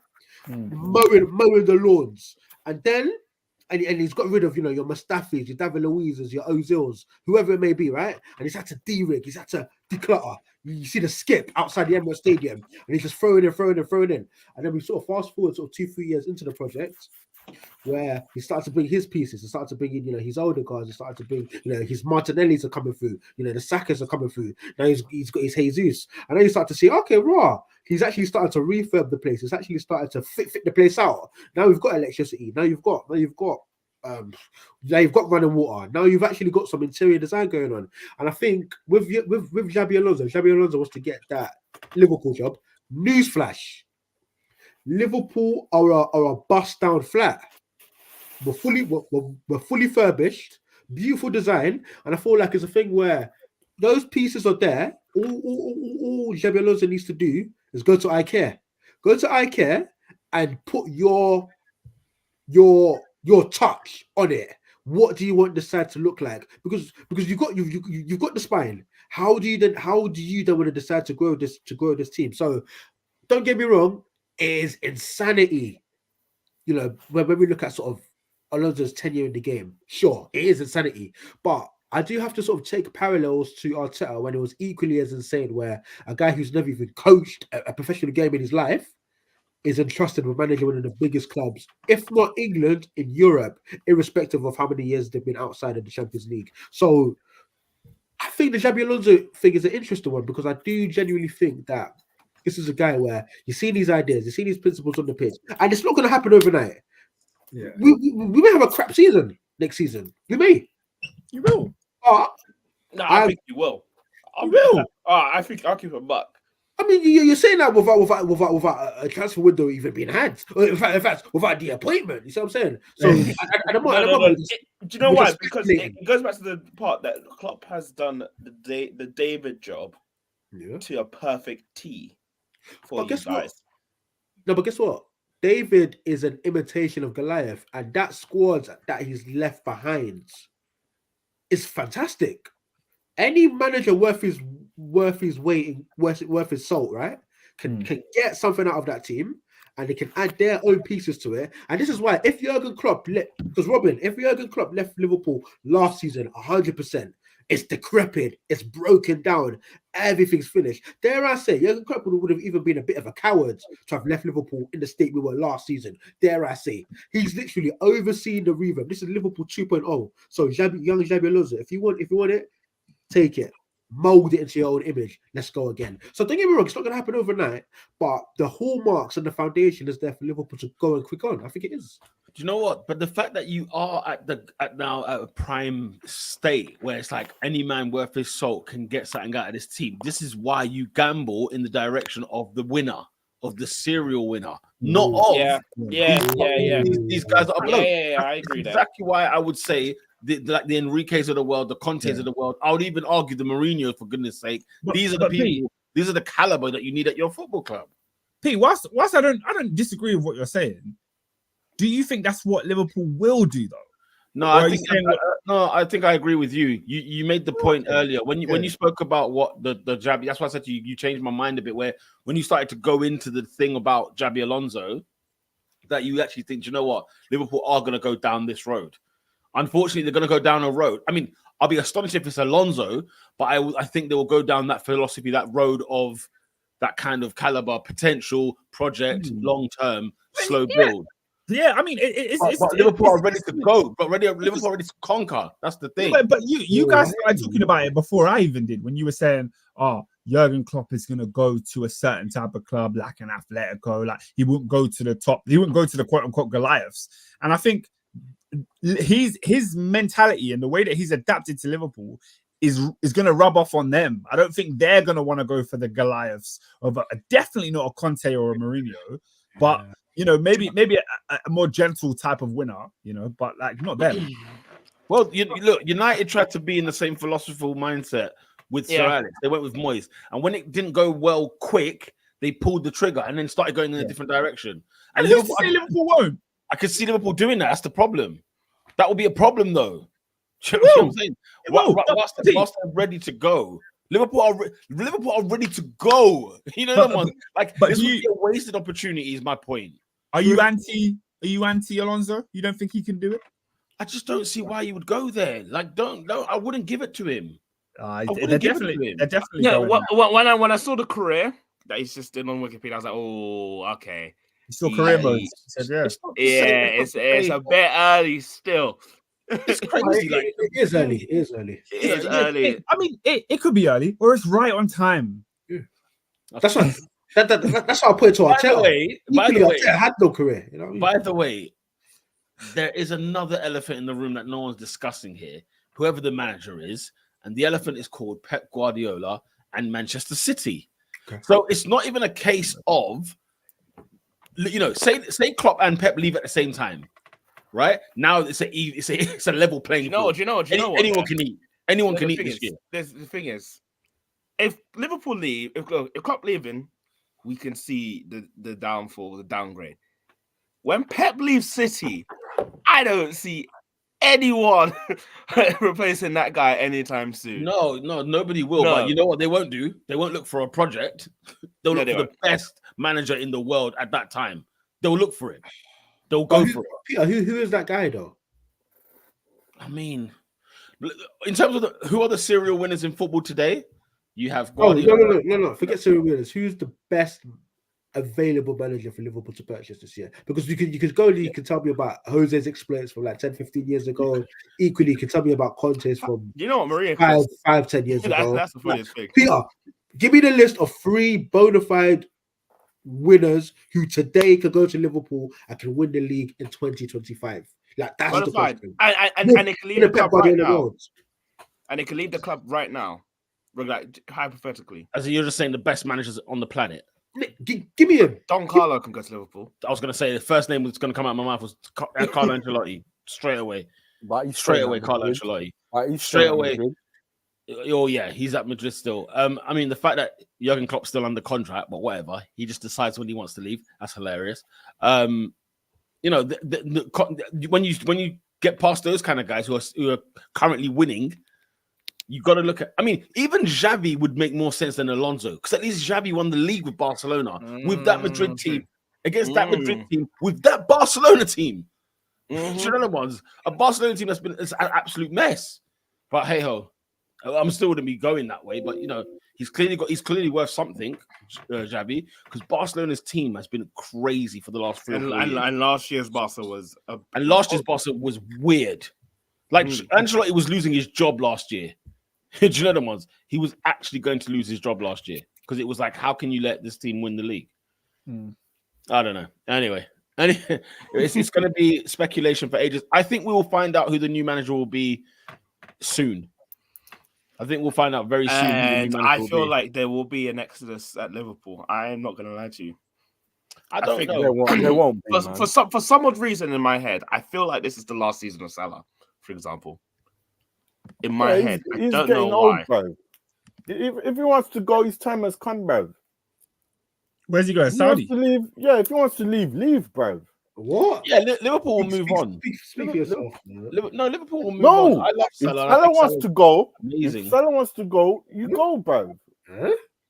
I don't know if we're ready for that. I'll be real. Allow me. No. Something in my head feels like, ooh, there's gonna be a couple players that are like, okay. Trent Can will sign a new deal. Trent's not going anywhere. David, I just want you know, Salah has 14 league goals and 8 assists right now. Yeah, that's fine. Man wants me to forgo that. An act of nobleness. And then you're gonna tell me, oh, Alonso was too young. Yeah, you gave away his best player. He's too young. But how many years left on his deal? I don't know. So Salah's until 2025. So next season will be his. So that's I'm like, you know what? Come on now. If I were you, cash. This is what I'm saying, Cash guys. He's coming up to. He's going up in. No, you know what? It's not even about cashing in. If I'm Liverpool, say for example he doesn't even want to stay, let him play till his last year. Let him go for free. You still get 2 more years of Salah. Low key. That's worth more than getting rid of him for money. I don't know how much business sense it makes, but I like the You know what I'm saying? I think it's more. I think it's better business to keep him because you get Salah for 2 more years. Yeah. I think it's more business savvy than not because he leaves Liverpool at what age? When the contract's up? What age is this? 35. See you later, mate. See you later. You know the ones. That'll be 33, 34. Yeah. Yeah. See you later, man. Done his time. What Liverpool need to do, unlike what they've done with Klopp, is hold this man to his contract. It's ironclad. You say, listen, 2025 is when you leave. You know the ones. Not any time earlier than that. I do think Oscar made a good point. I do feel like Liverpool's. I mean that sentence is applicable for any podcast over the last 4 years. Oh, here he is. What are you talking about? You can't just say Oscar made a good point. It makes so many. Here he is. But in a sense of, I do think I feel like a few of those Liverpool players are waiting to see the intent of these owners with regards to who they're bringing. And I do feel like if they come in and they bring some Mickey Mouse dibby dabby guy from I don't even know where, you know what I mean? For like mid-table in France or something funny like that. For Virgil look at it and say, this ain't my guy. Salah look at it and say, this ain't my guy. So we do need to be really, really careful, really delicate, because this is a pivotal moment. Because you're right, we can go backwards, we can go back to the doldrums. We don't want to go there again. I think Robin, you mentioned Steven Gerrard. I think he's fuming that he signed a new deal. He's absolutely fuming. If he knew Klopp was leaving, the guy would have been in Liverpool tomorrow with a PowerPoint presentation, and the presentation wouldn't even have tactics in it. It would just have highlights from his goals. He's not getting that job anyway, bro. He's not getting it. There is no chance in hell. And how hilarious is it that all of a sudden Alonso jumped Gerrard? Because you know, like Gerrard was always spoken about being the next Liverpool manager. The next guy. Klopp. No, do you know why? Do you know why? He fumbled Because and Villa then going to Villa. I don't understand, bro. Stay where you are winning. Yeah. He was winning league titles. That's a difficult one, David. No, he had to, and then he had to move eventually, man. Bro, stay where you is, blood. See, if you're Gerrard, what you mean you're not tempted by Villa over Rangers? No, blood. Nah, stay in your lane. Because let's have it right. But then that's just also the reason why I'm a bit worried about Alonso. It's a valid fear. Very valid fear. The thing is, though, I'm in Bundesliga, bruv. But listen, you see at Scotland, I think Gerrard it was only going to be one title, mate. It weren't like it was going to be like he's going to go there and retain. Because I hear you, David. Like, if my man gets 3 titles in Scotland or he goes to Villa in the Premier League, I'm staying in Scotland and collecting that Scottish Premiership. You get me? That Carling. But if it's you know what I mean? Like how Ange Postecoglou was at Celtic then. Do you know what I'm saying? So like he cleaned up as soon as Gerrard had gone. He cleaned up over there. So I don't know. You know, I get your point. Though. I do get- But when you look at the team he went to, and it's just like it's a bit like at it's a the bit time, like and it's at the I time. This is not Villa now. No, of course. The thing is, I felt exactly that way. What you said, I felt like that with Brendan. When Brendan left Celtic for Leicester, I said, no, you got to be joking me here, because he's winning trebles at Celtic, not titles. He's winning trebles. I'm sure he was on for a treble when he left, no? The year he left. But look, let's be clear. When it comes to Brendan, the person to blame here is Brendan. He could have got Leicester in the Champions League twice, and he bottled it twice, and he won an FA Cup with Leicester. He did, but it's not the same. Like winning an FA Cup with Leicester is not the same as winning the league with Celtic. I'm sorry. Yes, it is. No, it's not. I'd argue it's better not. to win an FA Cup. I'll turn it in. No. On your CV, you'd rather be champion with Celtic on your CV in the league. Can I ask you guys how many league titles Celtic have won? I want you guys to answer that. I don't know. It's 49. I'm pretty sure it's 50. No, I think Rangers is 55. I should just go to Because Rangers has 55. Rangers Do has you hear 55. the numbers you're saying? Yeah. What? Robin, you go to Old Trafford and sing 20 times. Yes. It's the greatest achievement in English football. Man are winning 50 leagues. Get out of there, man. Get out of there. Come on, man. I don't understand. What if the league's been there longer? How old is Man United, by the way? What I'm saying is, how many managers can say they've won Leicester and FA Cup? Not 50, man. I understand that. Okay. Is that what we're doing, Oscar? Yeah. Because Man United have 20 league titles, right? Yeah. And you'll be one of 21 if you went there and won the league. Okay? Like, what's your point?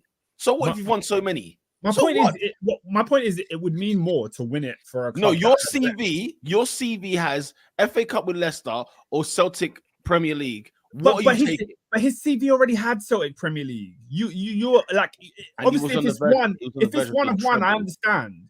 If it's 1 versus 1, I get you. But when your CV already has it, who's winning trebles?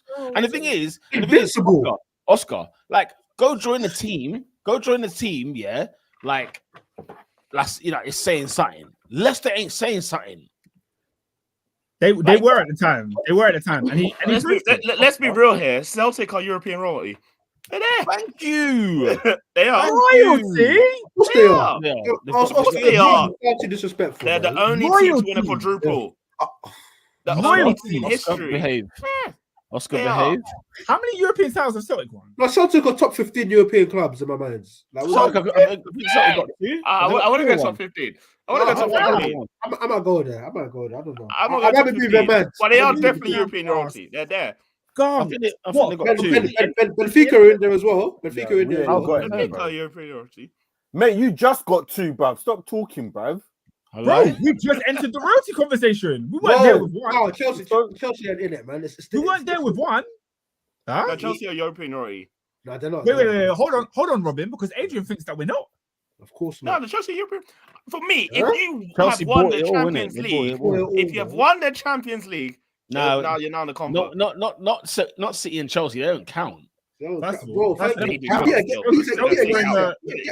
in the first ever European Cup. What are you saying, AD? Peter, you get it. No, guys, if you think I take Chelsea and Man City seriously in terms of achievements, you've got to be kidding me. Keep having a laugh. You've got to be kidding me. Having an absolute jelly up, mate. Keep doing that. Carry on not taking us seriously, because I know there's one club on this podcast that definitely ain't European royalty, and it's Arsenal. No, don't worry, our time will come. Keep doing that. You can keep doing all that. Man, them cheating the exam to get the A star, and I never got the A, but they're gonna tell me how they got the A star. All right, you cheat your way to the A star. I'm not fussed. I ain't fussed. You cheated. I ain't fussed. You man actually bought trophies. Like, I'm not fussed. Hey, look, Celtic won the Champions League in 1967. You're telling me that they're European royalty, but Chelsea aren't? What nonsense is that? I mean, your title's fake. Your titles are fake. That's why. Yours and Man City's titles are fake. He's saying that the jewelry doesn't go. Chelsea was there. The first ever European Cup against Real Madrid. The first one. You man weren't there. Yeah, because you have to get invited. Yeah, because we won the league. That's why we were invited. Come on, mate. Come on. Anyway, what are we doing? Whole of Europe doesn't take Arsenal seriously. According to Taha, I didn't say that. We've got a new commenter, ASXD. How did we buy the 2012 Champions League when we were the underdogs. We beat Bayern in their own backyard. I don't know. I said. You were only Nice. I thought that was Assad. We just changed. Oh, is that Assad? Oh, he just changed his name. Okay, cool. Hey. I mean, listen. Okay, two things. Just because you had like 8 men sent off for the final, that's one thing. Number two, you had a horrible year under AVB. Didn't mean it wasn't Chelsea of the year that won the league 2 years prior, and it wasn't the Chelsea team that won the Europa League the year after, and then won the league after that. So Yeah, let's have it right. you just mentioned 2 European trophies that we won in the space of a couple of years, but not. Of what you bought. Yeah, Oscar, we can all cheat in an exam. I understand. You can cheat in your exam. That's fine. That's fine. Murad says, why are there shots? Because in the Champions League? do you know? Can I tell you why? Because there was a tweet that went out earlier this year. Someone saying that we're waiting for Guardiola and Klopp to leave, and then Arsenal will dominate. Yeah, are you not having a laugh? Are you not having a laugh? Frigging bubble. Are you not being serious, bro? Is this what we're doing now? We don't want no competition now. Guys, last topic. Let's dive into this very quickly because this man's in the headlines again. Okay, Mr. Marcus Rashford. You have to talk about this guy. He's not serious, bro. The thing is, Robin thought he was going to get a weekend off of Man United because a weekend. But two things happened. Okay, where number one, minding my own business. I think I was in church. You know what I'm saying? I'm here in Man United. I play in Newport County. I thought nothing of it. Why would you? 2-0 up. I thought nothing of it. That's the time to turn off the TV. If you're watching the game, you turn it off at 2-0 to Man United because it's done. And then I hear the man are drawing 2-2 blood with Newport County 2-2, and I see your team's got it's got Bruno Fernandes, it's got Anthony, it's got Højlund.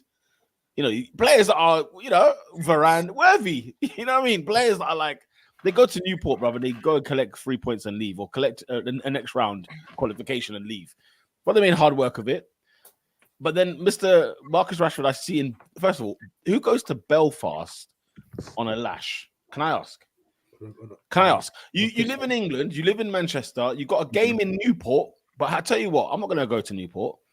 I'm going to be on the piss in Northern Ireland. Yeah, mate. I need you not to help me. Just tell me. Two nights in a row. Just tell me you don't want to play football and just dip, bro. I don't want to hear 2 nights in a row. Peter. Mistraining. I'm going to repeat what I said. Said he had the flu. But what I said at the start of the podcast. I was in the land of David Alaba. Skiing. Living life. The last thing that was on my mind was Manchester United. I come back to this country, right? Landed. What do I see? Marcus Rashford in the club before the game. I said, I cannot believe this club. Cannot believe this club. He needs to be sold. So even on my vacation, my time away, I have to say this week on Manchester United. Right. Here we go. Marcus Rashford.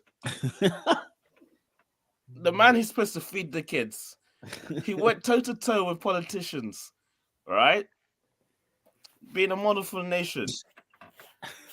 I don't mind you having a downtime. I don't mind you trying to cricket. I don't mind you having a fun time.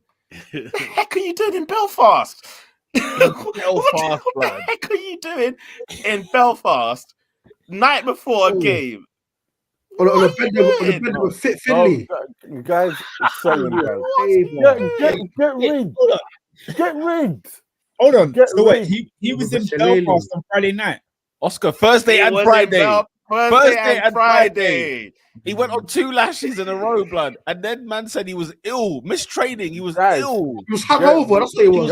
He was sick. Guys, you can't play hungover. Guys, get rid, blood. I'm being dead serious, blood. Get rid. No. So what's happened today? What the news is today is that he's been fined nearly £700,000. Yeah, it's an astronomical amount of money. Yeah, £700,000. 7K. I don't think that's even enough. Ten Hag and Ineos have said if you pull that again for the rest of the season, you will be sold this summer. Yeah, only sold. No, he's gone, blood. Look, guys. No. I'm just like, the thing is though, do you know what's so bad? Is that he said he was ill, but the pictures are on the internet. There's a There picture is of him at the evidence. bar. There's, Yeah, there's hold videos. on. Evidence is there. Hold Right, on. he's like this. Hold on. He He's called like sick, this. Oscar. Well, he was in the club doing this. He was, Bro, yeah. There were shots on the table. And you know, like you know, like when your hands on the bar, your hands on the bar, right? So like, Yeah. you know, that's it's a stance of a man who's got this covered. There's a big round coming. That's what's Your happening Honor? right there. Your Honor, I'd like to defend my client. You can't defend No, Capo. no one can defend You can't- Rashford you on this can't Your one. Honor, I said, €317, you know. I would like €317 to euro. defend You can't my defend. client, You okay? can't defend First Jack things Paul, first, bruv. there is nothing in his contract that says he can't go here- out and here he enjoy is, here he celebratory is, evenings here with we his go, friends here he is. in Belfast, okay? He can do what he likes.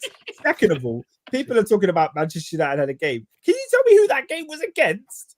I don't give Oscar, a did you, damn. did you see the 11 they put out? Yeah. Yeah. Name the squad. Name the place they had. I Because didn't watch the game. Yeah. Well, I just named you. I named you half of them. It was quite well stocked. It was Look. stocked. Look, It was well stocked. Man United won the game. I'm surprised 4-2. Onana didn't get a start. I'll get onto the game later, but I'm starting with this guy because this was I'm not so why. I want to defend. He hasn't committed a crime, guys. Look, at the end of the day, He not has turning up committed for a work. hell of a crime. He's not turning up for work. He's Skyped off work and said, So now none of us have ever been sick before. Look, this guy yeah, was Oscar, in guess what? Can't Hey, Rob, believe. let me have him. Robin, You let me got have him. Let me have him. Oscar, have you ever in your life, now you've Yeah. lived 30 years, Yeah. okay? Have you ever in your life bunked school or left work or ditched work to be in a rave in Belfast? Listen, Have you? listen. Have you? Have I gone to a party with the intention of showing up to work and then realized I'm sick the next morning? Yes, we all have. Okay, Huh? You're a disgrace. have we not? You're a disgrace. No, No, you turn. You should. You know what I've you never know. missed You know what you work. do? You I friggin' turn man up. up. I No, actually you man turn up. up. You man up from your stupid decision the night before, and you rock up to work, and you put in 110. Okay, No, come It's on. It's 125. Yeah. It's Your head's 125 pounded. for Your head's finished. for your shenanigans from the night before. You have to put in extra work. You turn up like a man, bro. Five, 9:15, not 9 o'clock, 9:15, ready to go.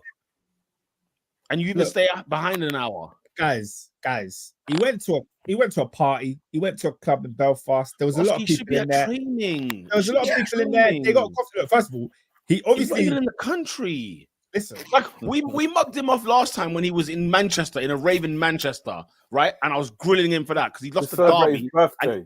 to celebrate his birthday. After the derby defeat, he's gone on the lash in Manchester. I rinsed him for that. There You weren't can't no be- derby. There were no Oscar, derby this week. Oscar, you can't be in another country when your team's meant to be playing. Come on. And did he miss the game? Come on, man. And he missed the game. He didn't train. What we trying to justify here?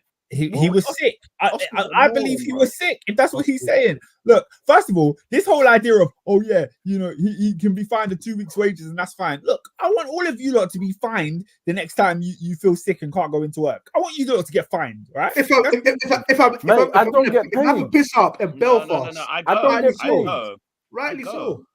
You I don't don't get get fined. paid. Peter, I don't get paid. Oscar, dare I say, If if I I did go- what Rashford Oscar, done, I'd be lucky to Yeah. have a job. No. I'm going to tell you this now. If I did what Rashford did and I just said I'm sick and they know what I've done, that is AWOL. And this is the That thing. is- By the way, that is- Oscar, that's mad. Oscar, That's the contract that you signed. No, but but Oscar, exactly. leave no, for crying out loud. what we're not addressing here, guys, what we're not talking about here, right? He didn't want to work. He's not going to work. Oscar, he's not going to training. And okay, I'm not going to training. I'm going to stay at home, because I don't feel like I'm on it. I don't, whatever, some garbage, some woke 2024 garbage about mental health, whatever you want. The guy was in another country buying shots on camera. Okay, and then he doesn't turn up for work on Thursday. He's not at work on Friday because obviously the flight he couldn't get it back quick enough. He's then not at the game on Sunday. No, you're a disgrace, Oscar. And then today, did you hear what he did today? Him and his brother and his agent have had to come and have a meeting with Eric Ten Hag. Are you joking me? If I'm Ten Hag, do you know what I'm doing? I'm banning him from the training ground. Oh, what are you doing here? Look, Do you know Oscar? The last time he did that. Sancho got banned for less. Yeah. For less. No, he didn't. Yes, he did. Sancho was deemed not good enough work ethic wise in training. Rashford is not playing. Rashford is not even going to work. Look, guys, he took a day off. Like big man. He took 3 days off. Are you joking? He wasn't out of work 3 days. Oscar, he was on a bend in another country. How many training sessions did he miss?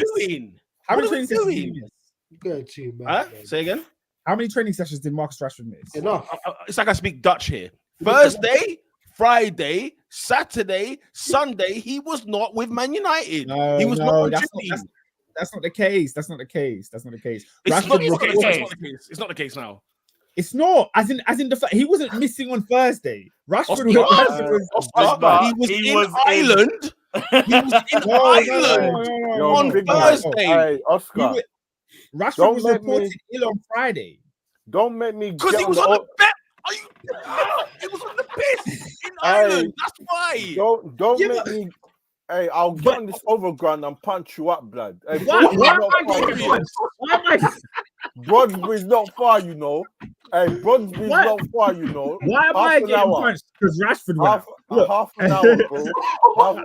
half an hour, I'm in Cricklewood, blood. Don't try it, blood. Hey, relax your lungs, blood. Why am I getting punched because Rashford went out? Yeah. I think I've had that year, you know. I'm just simply saying this, yeah. Look, he called in sick. He got caught calling in sick. It's a stinker. Like, but if he was genuinely sick, then what are we saying? Then he wouldn't be in Belfast. Bro, him being in Belfast is not why. Like, bro, he couldn't train on Friday because he was ill. He couldn't train on Thursday. He couldn't train on Wednesday. Why is it about Thursday? There was nothing. There's no reports about Thursday. Thursday is when he reports about Thursday. He's on Thursday. Bro, I just read. He lied about what he was. No. He's been gone for 3 days, my guy. But how many days did he miss training? Is my question. How many days did he miss work? Wednesday flew out. Missed Thursday's training. Missed Friday's training. Didn't travel with the squad on Saturday. He wasn't in the squad on Sunday. He wasn't even at Old Trafford or at Carrington Saturday, Sunday. When people don't travel, they're still training. Let's just because Oscar's not. Because the story. Okay, let me tell you the story that I heard. Here we go. Let me tell you the story that I heard. Yeah, because I want to see the actual dates. Because read Oscar. Yeah. Let's read it together. Like we're in English. We'll read it together. Rashford has not been included in Man United's squad for their FA Cup front tie against Newport County today. This was done yesterday, right? Yeah. United said that Rashford was not available through illness, that he had remained at their Carrington training facilities to continue his recovery. It follows, for flip's sake, and Peter's got money. By the Athletics, saying that United forward went out in Belfast the night before, reporting himself being too ill to attend training on Friday. Now, he missed only Friday. He didn't miss Thursday training. Hold on, go back. You missed it, blood. Are you all right, Oscar? That's you need to live on air. Go back. What are we talking about here? Bro. You missed the paragraph. No, we're going back and forth. We need to stop. We're going back and forth. Peter, it's not worth it. Read the next paragraph, blood. I didn't realize I had to go there, David. Do you know what? The comprehension was clear that he couldn't make Friday because he was out the night before. I thought that was clear enough. But no. Let's carry on. United were informed that Rashford was out in the Northern Ireland capital on Wednesday night. Yeah, on Wednesday night. But Wednesday night. Continue because he didn't have training Thursday. Oscar, are you all right? Yeah. Now I was supposed to see the player also attended a nightclub the following evening. He was on the last 2 days in a row, like we said, and he didn't. Yeah, he was scheduled for training for his training session. He didn't make it. He didn't make. What I'm saying is this: Rashford going out on a Thursday, it is completely fine. What the issue is him not making it to training. Yeah, if he misses a training day, which is the Friday that he missed, that's where your statement about him being whatever, having antics and doing craziness is fair. But he has reported that he was ill. That's what I'm saying. From Because what? he was on a From because what? he was on a bender for Oh, 2 nights Whatever in reason, what the friggin' whatever this newspaper was called in the Northern Ireland capital. They gave it to you like that in case you didn't know where this was. bro, he went Belfast for a couple days, thought he could come back for training. He came back ill. Like, Yeah, and he had a Okay, stinker. okay. Here's my question. What time did he expect to arrive in Manchester? we don't know what time he was in Manchester. For all we know, he was in Manchester Friday morning, ready for training, but he was ill. Partying on Thursday. And But Wednesday. partying is such a And loose word. Wednesday. What does that mean? Jesus. What does Huh? partying I don't mean, give a bro? damn. I don't give a damn, bro. Also, guys. You see, like how like a man like Roy Keane will talk and he'll say, "Oh yeah, we used to have piss ups, sort of after games all the time, blah blah blah blah." Yeah. These men were winning league titles. Marcus Rashford has won nothing. He's chronically performed all year. He's got what is it 2 goals in the league or something? Yeah. And you think he Come could go on, on a man. piss up, bro? And then he's on a freaking jolly up in Belfast, Northern Ireland. You're not And he's serious, bro. mistraining and he's missed the Nah, game. because that whole He's a that disgrace. whole Oscar. He's a it's disgrace. it's that whole jolly up thing that I don't What do you really mean it's like. the whole jolly up? Hey, what is he doing there? Because I told because you he's we need bro, to stop. it's, We need to stop. we can move on next. We spent a long time on this. Because you're I just- getting annoyed for the sake of being annoyed now. So No, I'm I like, just think, look, if I host, control. listen, if I host a birthday party, my birthday's coming up. If I host a birthday party, it happens to be in a club. You man all turn up. Maybe you're not drinking. Maybe you're just there for the vibe, the ambiance. You got work the next day. You wake up the next morning, all of a sudden you're ill, and people go, "Oh, we got pictures of you at Oscar's birthday." Get out of here, man. Like, you don't know the story. Like, if Rashford comes out and then apologizes, then fair enough. I'll hold my hands up. But until then, we've got 50-50 sides of So, story. Oscar, I love that you've just said that. Love it. Why? Because a statement has come out From Rashi. from Manchester United. Oh, well, that's it. Well, go, let's go.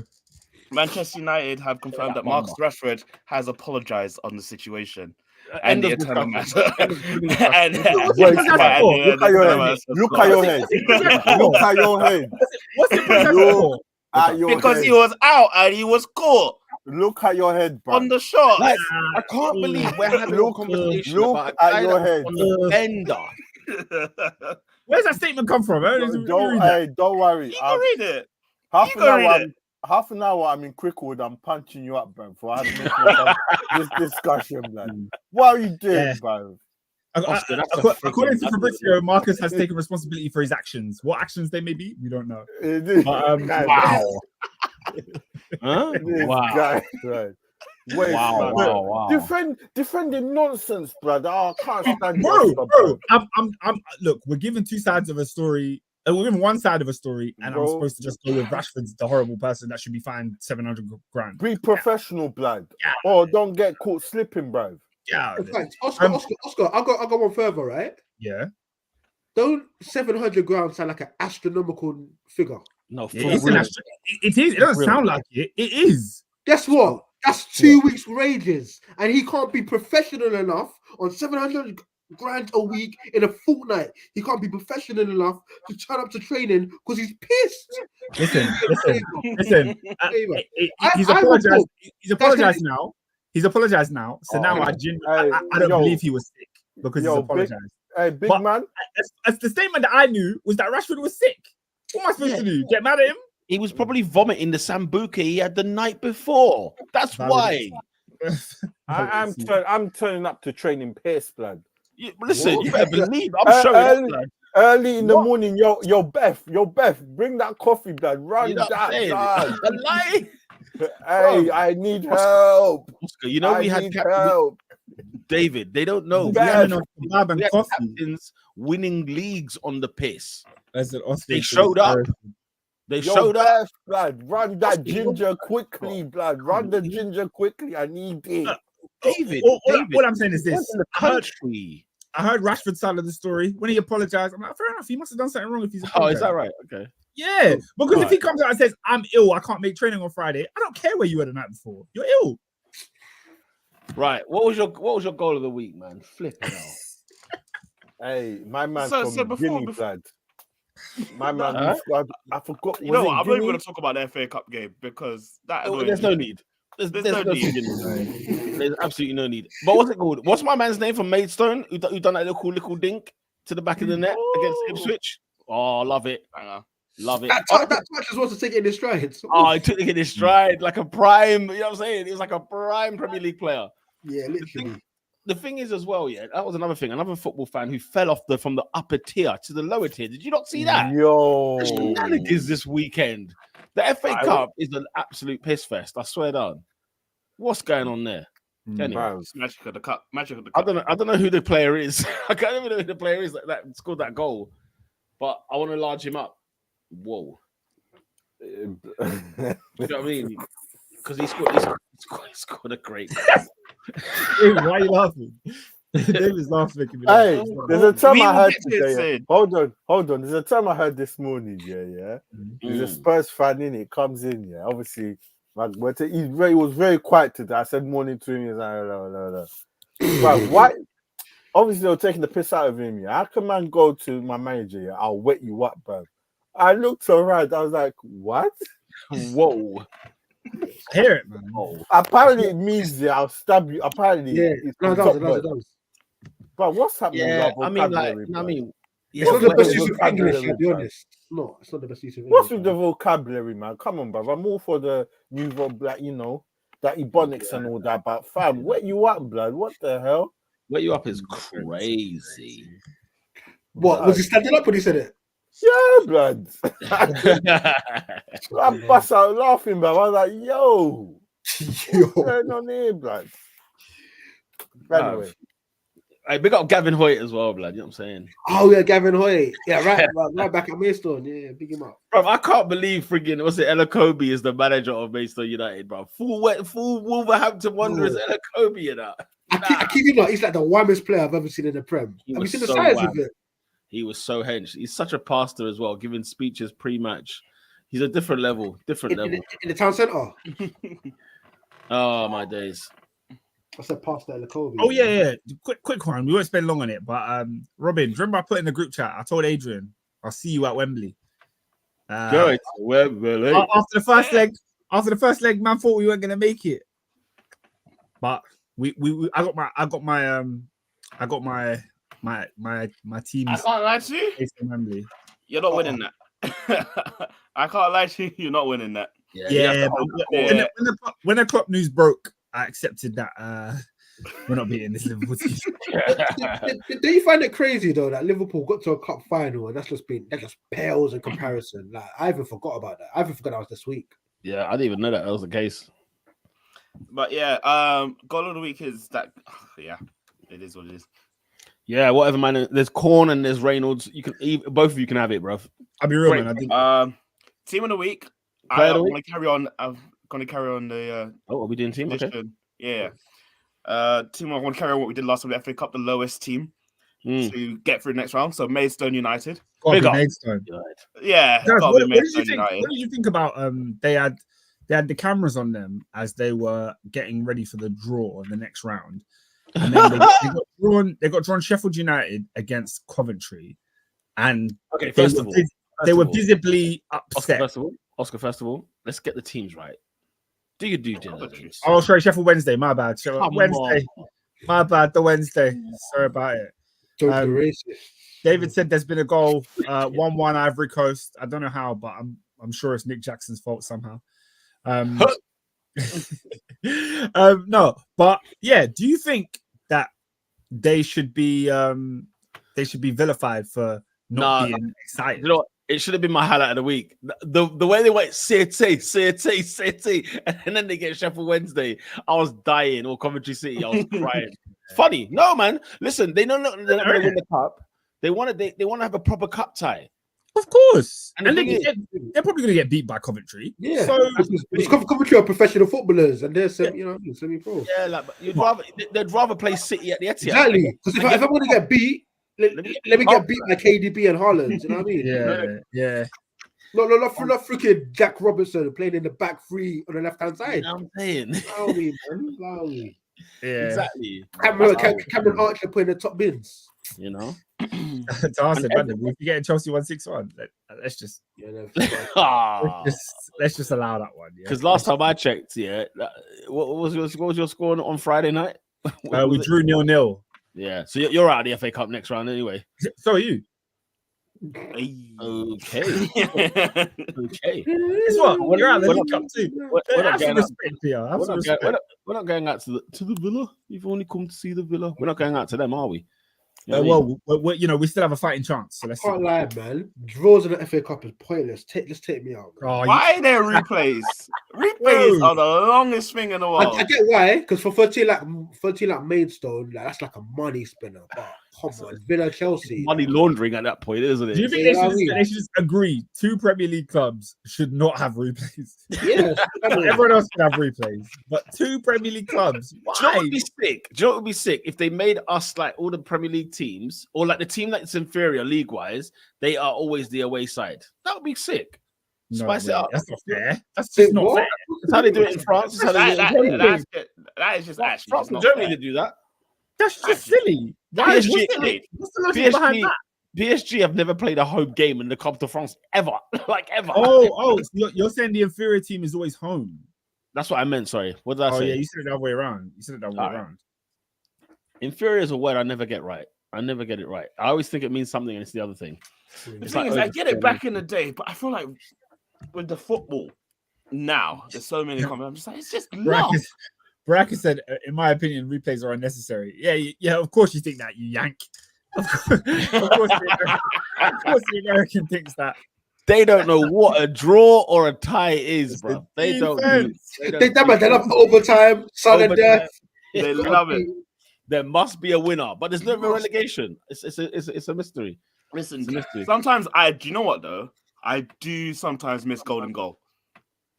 Golden goal is the biggest heartache. A dagger. Do you know what was actually stupid? Silver goal was the dumbest roll ever. Silver goal was dumb, bro. Like that was so dumb. Anyway, I feel silver goal was more fire because golden goal was like why 1 minute that goal was in, that's it, game done. Silver goal, you got some time. You still got some time. Excuse me. So we're gonna end the game at half time of extra time because there was a goal in the first half. Yeah, no, I don't mind it still. I don't mind. Nonsense. The golden goal was more nonsense than silver goal. Let's do it. Yeah. No, I hear Robin. Go to penalties. Why? If you're gonna have golden goal, you must go to penalties. Like if you have a mishap or you like take the ball. Yeah, that's epic. High stakes. pressure makes diamonds, also burst pipes. Let's see what you meant on. It's deep. It's so deep. But wasn't the reason for them scrapping golden goals that teams don't go for it? Yeah. Extra time is by the way, extra time is the most pointless thing in football. Pointless. Let's have that right. Let's get that out of the way. It's just a lower quality of football. Guys. Extra time is just a lower quality of football, isn't it? Yeah. So low. Who's not that guy? First of all, it's Oscar. After that performance. Oh, sorry guys. I waited till I have both sides of an argument before I made a decision. You're full of crap. You know what it was? Oscar didn't need any more information than what he knows now. Listen, the story I heard was Rashford mistraining because he was ill. You don't want him to get fined. Oscar, dare I say, let's just say hypothetically he made it to training. He was raving the night before in another country, crying out loud. Oh, come on, he didn't get out his passport, did he? It's not another country. He didn't get out his passport. You're a disgrace. Yeah. You're an utter also, disgrace. they're saying he went across water. Like he went across Oscar. He left the land that he lives in. Look, he was clearly doing something he shouldn't have been done because he apologized. But until he apologized, I didn't know that. I'm just going by what the Daily Mail says. Yeah, You're full of it. He was guilty to me, man. Get out of it. Go see the pictures of him at the bar, blood. He owned the bar. He had a tab on the friggin' bar. From minute one tonight. So Peter, how many shot glasses were on site? There was about 3 shot glasses of what looked like the gold tequila. It was 3 of them on site, bro. There. Yeah. And the thing is, the only reason I know that because the camera was from above him. It was like he was managing the bar. You know them cameras that I'm not even supposed to be in. There was videos of him walking into the club down the stairs. shaking that thing. Like, who's the? You know what I mean? It's, you can't tell me. Come on, man. You can't tell me. Now I was thinking of that Cisco lyric. Right, let's hope Rashi scores the winner this The week. worst guy to be quoted. Not haters. I don't know. Rashi winner, and then a shot glass celebration. Can I also say, you know, Egypt, the national football team of Egypt, you've had a stinker because in a penalty shootout where they had 9 out or 8 outfield players and they chose to put the goalkeeper ahead of one of their outfield players to take the penalty. Is that what happened?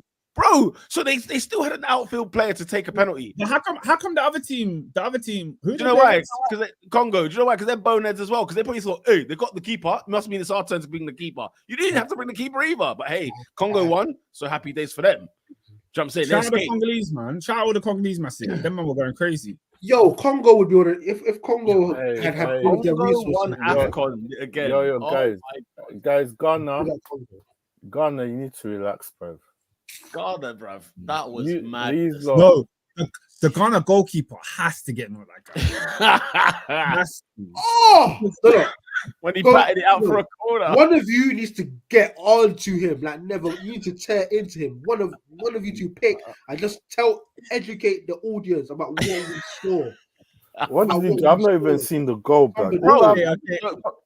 Okay, so David. Ghana, the score is 2-1. Yeah, Ghana were 2-0 up. They've now conceded, but they're like dying embers of the game. 95th minute, the game's about to end. We're thinking Ghana are gonna go through. They've won a tough game. Yeah, 2-2s now. They have the opposition has. Who do they play against? Mozambique. Mozambique had a corner. Yeah, Mozambique had a corner. Their player heads the ball towards goal. The ball is going wide. Yeah, it's going off target. All they have to do is let it go out for a goal kick. The whistle's going to blow. Ghana have won the game.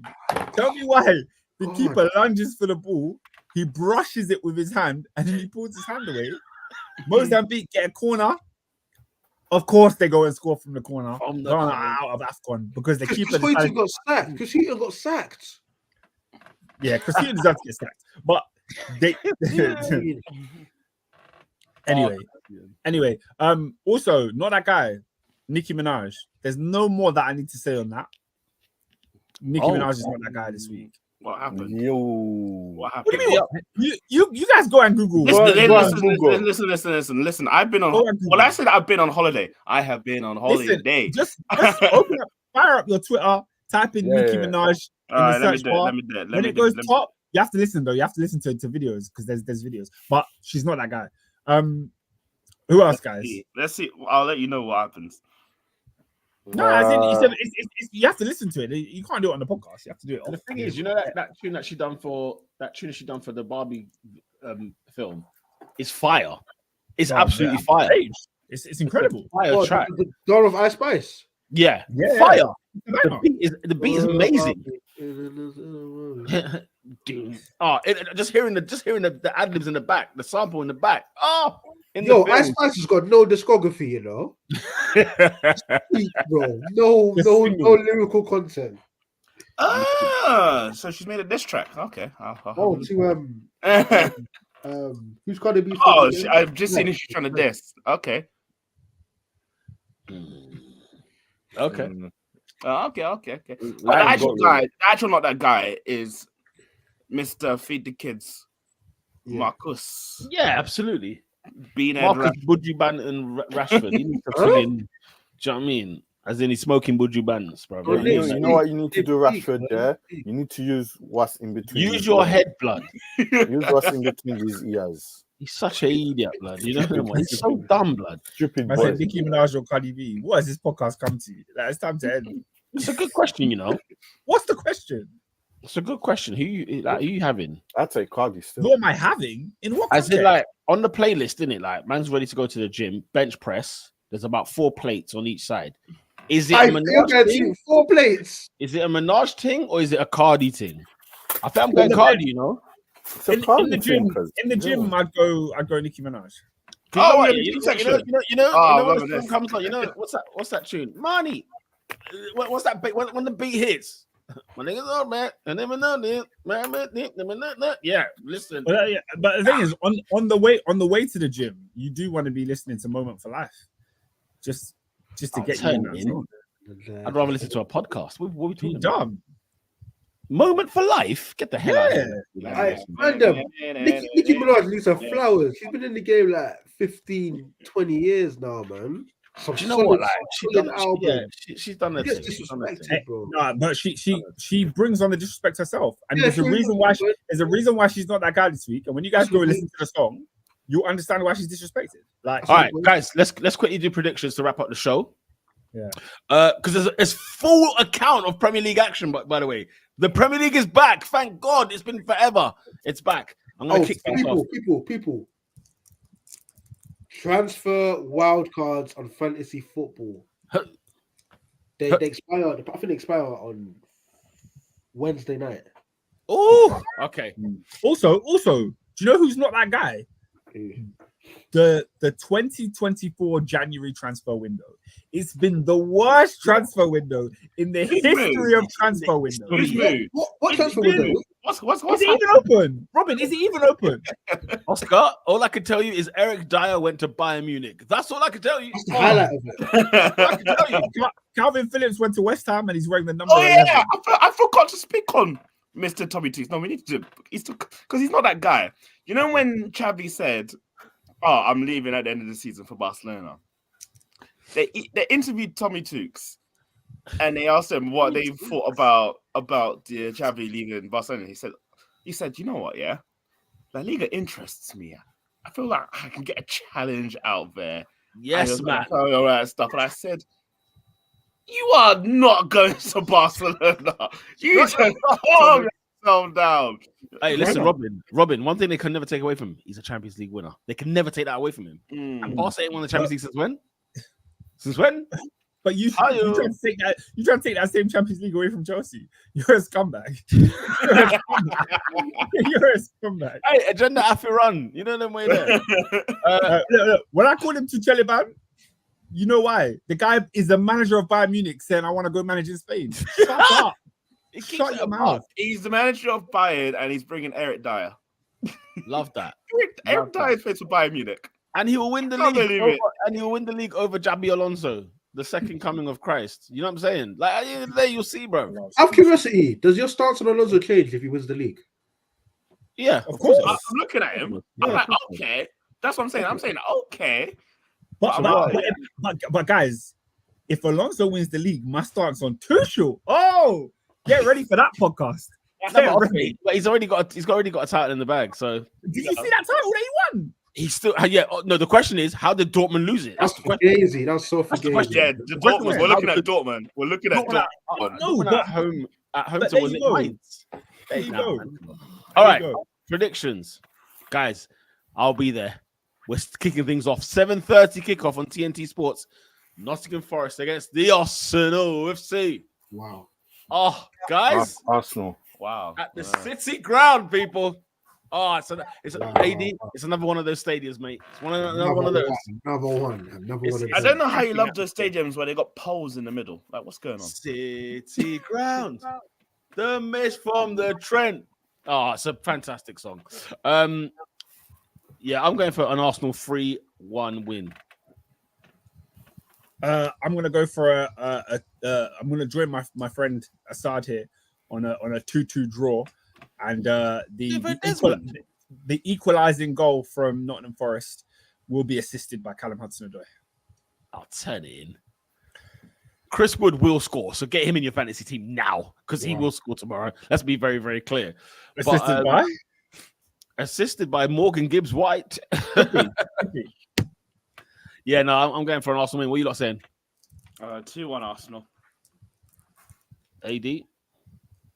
Yeah, go to Arsenal. Go to Arsenal still. Nice one. Any other game that's quite tasty? You got Fulham against Everton, 7:45. Luton at home to Brighton, 7:45.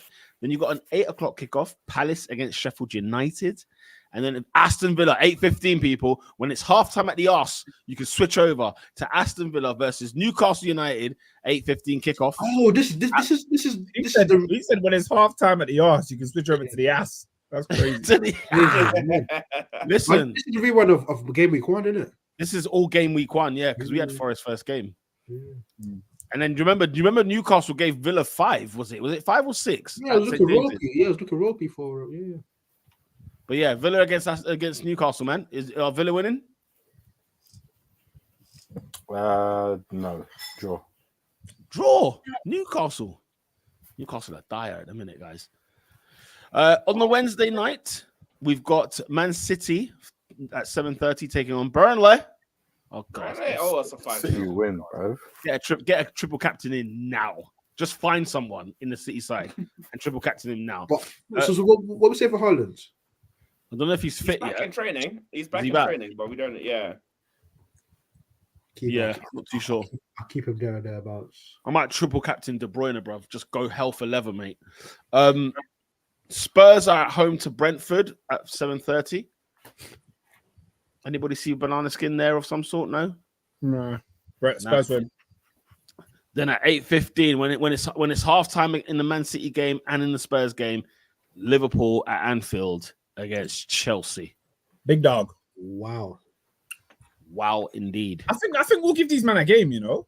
I don't know. Something sounds like a draw. Maybe. Yeah, like I'm with Robinho on that. I can see a little 1-1 draw. You can see a little 1-1, yeah. Yeah. Alrighty. On Thursday, there's even. Adrian, not gonna predict. Oh yeah, Liverpool 2-0. Yeah, I think Liverpool are going to give Chelsea a humdinger beating. It was 0-0 in the reverse fixture, so who knows. On Thursday night, it's West Ham United at home to Bournemouth, and then at 8:15, it's Wolverhampton Wanderers against Manchester United at Molineux. Oh, I hate this ground. Is it live on TNT? Every game is live on TNT. Oh. Well, not every. Yo, how much I hate Wolves. Like I hate Wolves. Like it's never a good time. But this Wolves is meaty, and you know who likes scoring away at Wolves away? Marcus Rashford. Let's go. He's not going to be in the side. Turn it in. Of course he is. Of course. Do you think Ten Hag is a choice? Yes, he'll be in the side and he'll bang. Oh, by the way, I've just come to because I didn't watch the game on Sunday that much because, as you know, 2-0, I was out watching it. Watch the highlights. No, guys, Anthony's the worst player I've ever seen with my eyes. He's the worst player I've actually ever seen. According to the Newport fans, Anthony's the greatest. Hey, did you not see this? No, I didn't see it. So basically, the Newport fans are chanting. They're chanting about Anthony. And the BBC sport commentators were like laughing because they were like, Anthony's having a poor game, innit? But the Luton fans were chanting, Anthony's the greatest. Newport. So the commentator says the Newport fans are chanting, Anthony's the greatest. Anthony's the greatest. And then he listens and he goes, oh, that's not what they were chanting. Because they were actually chanting, Anthony's a rapist.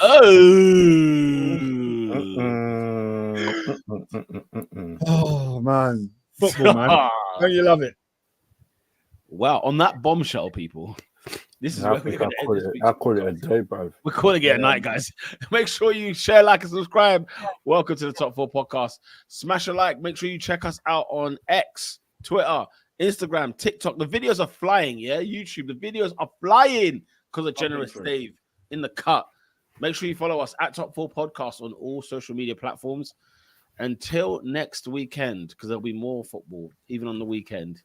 And we'll be discussing whatever else is taking place. Arsenal will be playing Liverpool. Can we get a quick prediction of that? Arsenal-Liverpool at the Emirates on Sunday? That's a draw. AD, what do you reckon? Yeah, I'm going draw. You are going draw. Yeah. All right, then. Until next week, then. We'll see you on Monday. Peace.